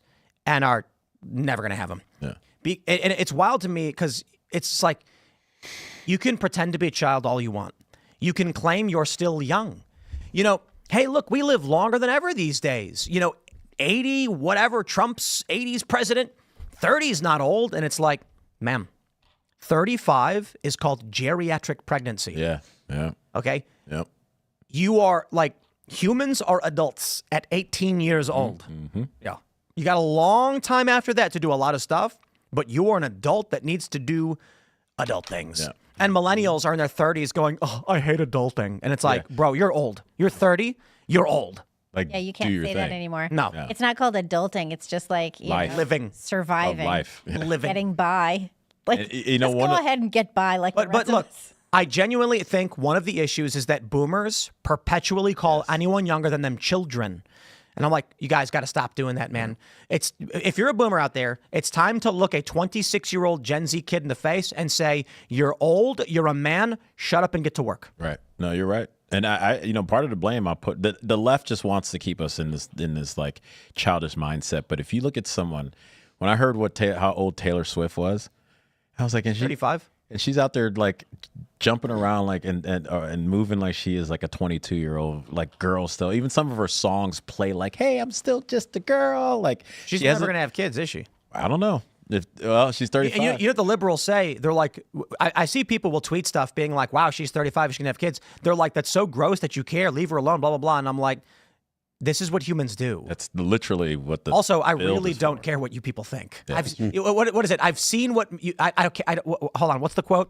I've seen what makes you cheer. No, it's like your boos mean nothing. I've seen what makes you cheer. That's a great. That was Rick and Morty. Justin Roiland, man. And then they destroyed his career and ruined the show. Yeah. I am deeply disappointed. That show went really dark after like season 3, though. I was like, "What's going on, guys?" Like, Your boos mean nothing. I've seen what makes you cheer. So these liberals are like, why are you asking about whether she can have a kid or not? That's so weird and creepy. And I'm like, I don't care. they're also, You can think whatever you want. You're weirdos. It's also just true. but Doesn't matter if it's creepy. It's true. but to your point there too, there is the reason why I even see him push so much like abortion. These liberals and starting from the boomers, there is no sense of legacy. So there's no sense of the next generation carrying on because they think we're living forever. Everyone, 40 is the new 30, 30 is the new 18. Is like, where's our sense of legacy? That's where like most countries are founded on. I watched Austin Powers this weekend. What an amazingly hilarious show. A movie. Sorry, why did I say show? The first one? I mean, they're all really good. Yeah. And I was just thinking to myself, because when Austin Powers thaws him, okay, I assume everybody knows the movie, but maybe there's some young people watching. Spoiler alert. Yeah, it came out in 1997. He's a British gentleman spy who freezes himself so that in case Dr. Evil ever unfreezes himself, they can bring him back. So in the future, they're like, how are you doing? And he's like, so long as we're living in a carefree society that does drugs, experiments, and has, insane amounts of sex without an afterthought, I'm doing great. And they look around at him, and I'm just thinking to myself, the joke was that's what they were doing in the 70s. And I'm like, man, talk about whoever raised that generation and let that happen. Wow. I mean, that's crazy to me. Yeah. But they say it's the 4 seasons, it's the 4th turning, etc. Yeah. Generation lasts, wealth lasts 3 generations. I'm just thinking now about, for one thing, I will always give the boomers Star Trek: The Next Generation. That was great. I love that show. But every generation is more and more lax on the next until it all crumbles and falls apart. And Well, we're that's like sitting what in- happens with people who have more than one kid, right? Like I was talking to my brother about this the other day, and I'm the oldest, and everybody's halves. So it's like we were all raised by different parents, even when they were the same parents, but whatever. My dad was super strict with me, like so strict. I couldn't wear mini skirts, like, no makeup, like just very strict. And then with my brother, he was a little crazier. And then our younger sisters, like, they kind of just did whatever they wanted. We got to go to Super Chat. So if you haven't already, would you kindly smash that like button and share the show with everyone you know. Sharing is how podcasts get big.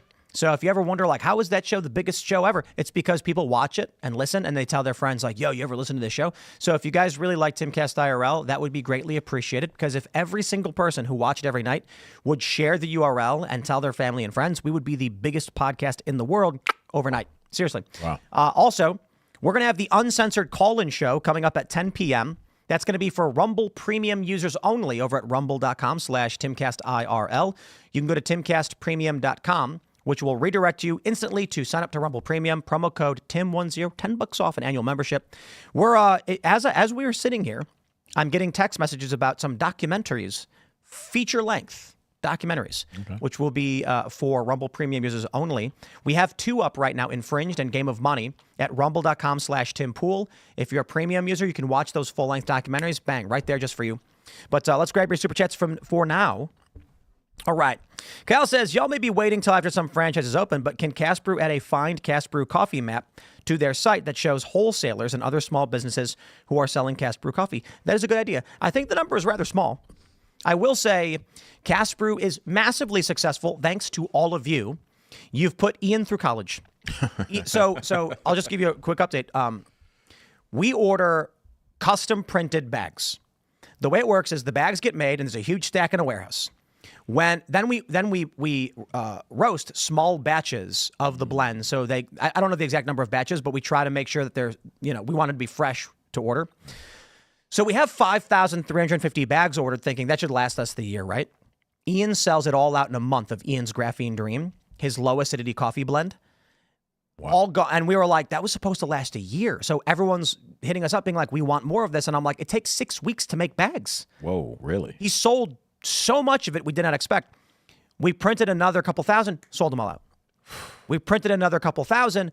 People are buying them faster than we can print the bags. What are you going to do? Ian and Ian sitting here all iced up with gold chains being like, sup? Not really, I'm kidding, but the joke is you're putting him through college. But it's Ian's signature blend. Of course, he gets a royalty on all of this stuff too. I don't know if I don't think Ian cares. It's his likeness and everything. But our number one coffee used to be Appalachian Nights, and now Ian has just taken over. And so we're trying to come up with other ways to create low acidity coffee blends in the graphene branding. We got a couple ideas. We have we may be able to do a half calf lower acidity. You can't do decaf, but working on it. You call it lowflation. I joke that we should do Ian's Graphene Nightmare, and it's high acidity coffee. It just burns your mouth when you're drinking. Who wants that? It gets you just going. You're like, And then your stomach just revolts. yeah. You're like, all right. Brown Bear 992 says, so West Virginia is Delaware 2.0. No, I actually think West Virginia is inverted. See, the issue is this law was passed several years ago. There's a new administration in town, and Republicans have recently taken over.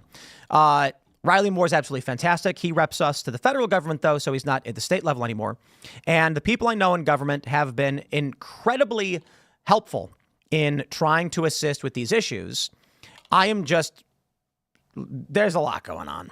I felt like if the government here was sincere in that these laws should not be enforced as is, they wouldn't keep trying to enforce it. And let me tell you guys, when we get the state coming at us and pulling this BS, we have to go to our tax attorneys, and we end up having to spend like 10 grand to negotiate and figure out what the problem is. Then they come to us and say, you got to pay high five figures now because we don't allow contracting in this state. And so I'm livid. And I'm like, you know what, man? They want to see a penny out of me.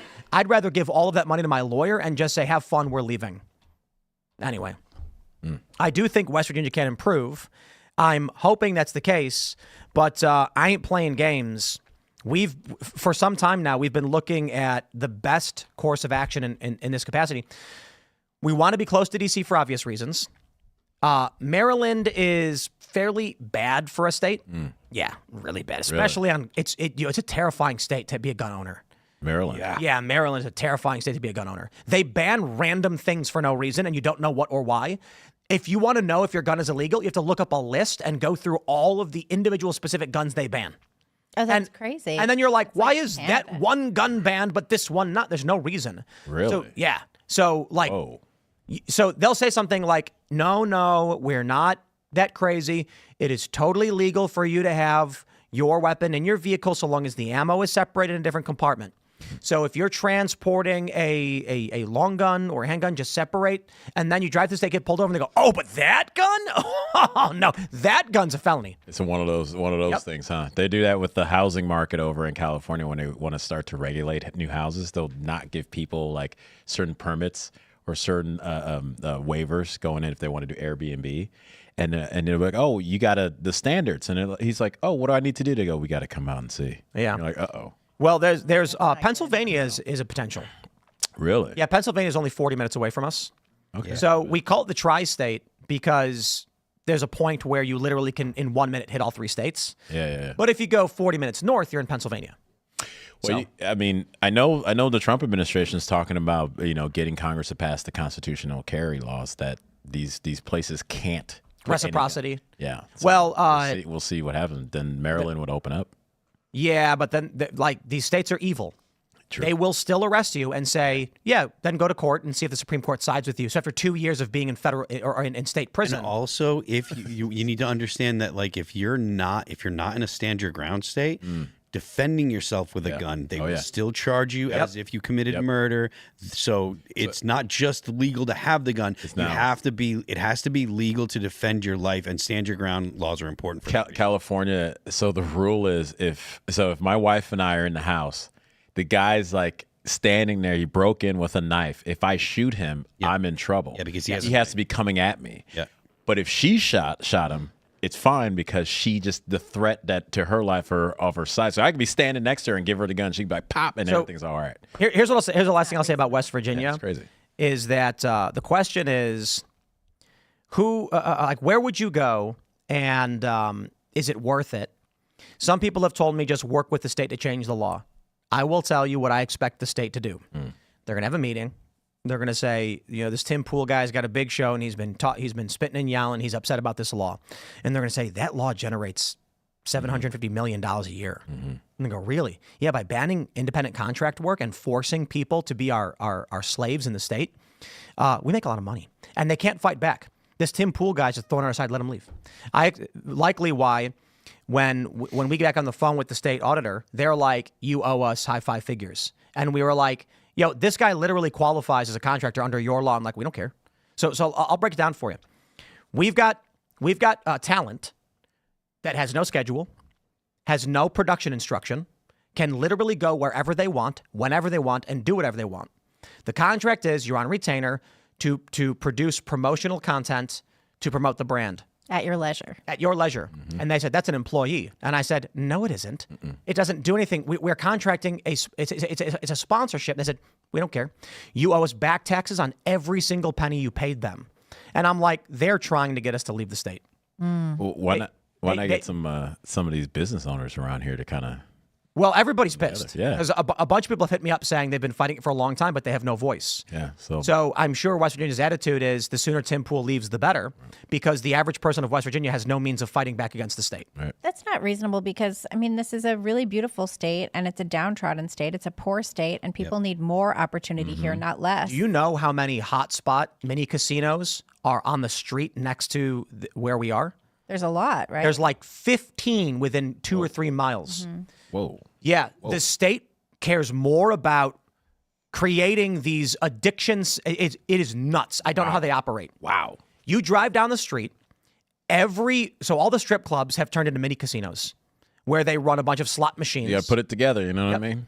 And people show up and they've got booze and it's slot machines they call it limited video lottery. And when we pull out here and we want to go drive to like the local pizza place or whatever, we drive past probably 15. And I'm sitting there being like, how are they all in business? And the creepy thing is, many of these buildings are nondescript houses and they look abandoned. And they'll just be like a sign saying Virginia Lottery. You open the door, it's perfect and clean inside. No windows, 10 slot machines, and they're selling booze. This is what West Virginia's been doing. Hot spots, they call it. Wow. It's terrible. Yeah. And, this is why I look at the state and I'm like, well, you got to get in at the darkest. You got to get in at the bottom. You got to buy the dip. You got to come in and you got to invest and you got to build it up. And it's impossible to run a media company. Look, let's just put it simply. If I go to a plumber and I'm like, hey, can we get a contract so that you can come and regularly deal with septic and plumbing? No, because that would make me an employee. I'm like, what? So my company has to hire a full-time plumber? That's weird. Yes. That's not reasonable. Yep, that's West Virginia. It's not reasonable at all. Yep. Now it's selective enforcement. Because there's a lot of plumbers in the state, they're going to be like, oh, well, a plumber's okay, but an IT guy isn't. Because we have an IT guy in retainer, which will literally be like, hey, we need something developed, and we want them on retainer because they work for a handful of clients, but they give us a certain amount of hours guaranteed. Nope, employee now. And I'm like, they don't even live in the state. They have no set schedule. They don't have to be anywhere. It's literally just we want hours guaranteed because we need them. Doesn't matter. Employee. Man, I think you can get a lot of business owners to back you on this if you put out the bat signal, basically. But they all already do. They're all pissed off about it, Yeah. and the state doesn't care. Maybe the new administration may change it, but again, my attitude is once that administration sits down and they say we do $750 million off this law, they're going to be like, okay, screw it, let them leave, because if one guy leaves, and like the taxes are nowhere near that significant for what we operate, and the PR is bad. So what? Once he leaves, he'll stop talking about it. 1 year from then, we'll recover, and we're going to be doing $1 billion and ripping off the workers in West Virginia. With these slot machine things. And No, just in enforcing you to be an employee. Like, again, if you are an individual who works for 3 clients, the state has now mandated that you pick one of them. And if that company doesn't want you to be an employee because they only need you for 3 hours a week, they're not going to hire you.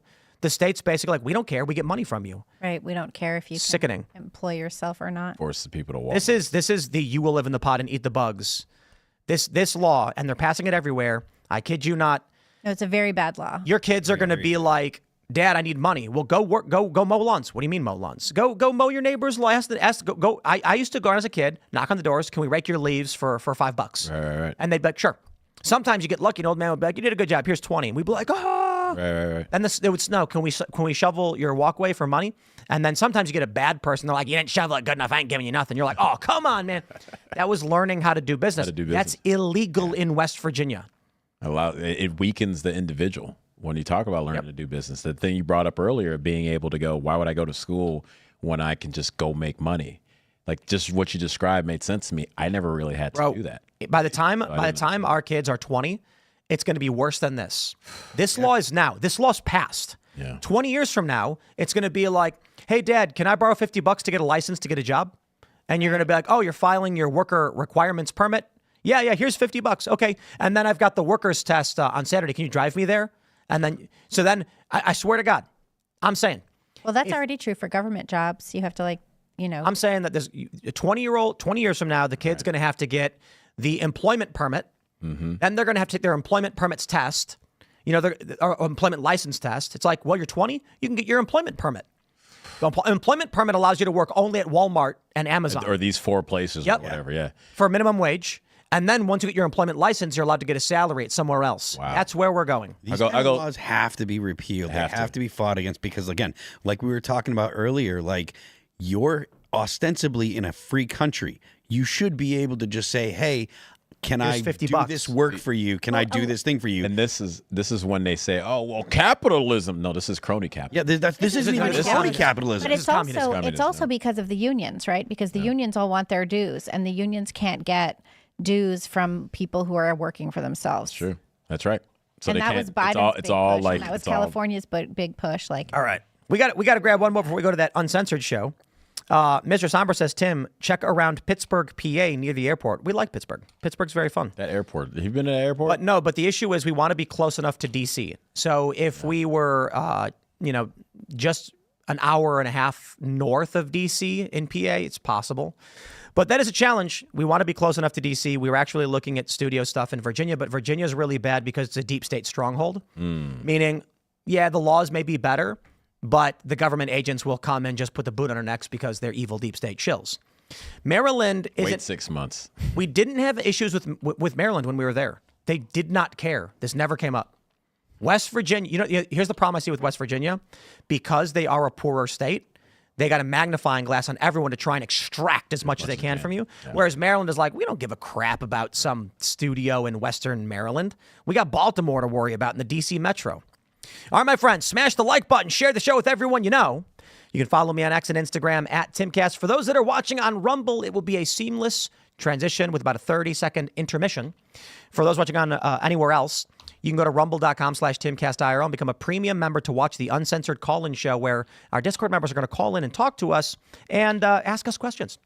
So once again, smash that like button. And Siaka, do you want to shout anything out? Yeah, but thank you again. Hey, guys, I still have a $20,000 lawyer fee hanging over it. So if anyone wants to help out with our J6, help my family and I out, please go to defendsiaka.com. That's defendsiaka.com. And thank you. Prayers go a long way as well. God bless.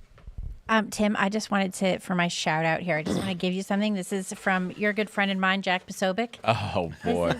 This is the Trump map. He actually made them. I saw that on the internet. that he designed. And you've got the Gulf of America on here. You've got Gitmo. Gitmo. That's important. You've got little Greenland with the flag Gotta in move it. over that way a little bit. Yeah, this way. Here you go. There you go. And the big, beautiful border wall. So Jack just wanted me to make sure to give you that. And if any, right on. any viewers at home want to get one, We gotta get it framed and hang it up. It's Yeah. thetrumpmap.com. So anyone The can get Trump one. map.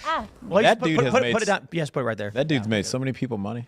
Like, Who, man. Jack? No, Trump. Trump? Oh, Just yeah. using his name. Jeez. Well, it's pretty cool. It is cool. Yeah. Right on. And I'm Libby Emmons with the Postmillennial and HumanEvents.com. I'm Libby Emmons on X, and I'm finally saying X. And you can sign up for my newsletter, which comes out every day, which is thepostmillennial.com/Libby. Thanks. I am Phil That Remains on X, where you can subscribe to my page. I'm Phil That Remains Official on Instagram. The band is All That Remains. The new record dropped on January 31st. It is called Anti-Fragile. Go check it out. You can check it out on YouTube, Amazon Music, Apple Music, Spotify, Pandora, and Deezer. Don't forget the left lane is for crime. We will see you all in the Uncensored Call-In Show, rumble.com/TimcastIRL in about 30 seconds. Thanks for hanging out.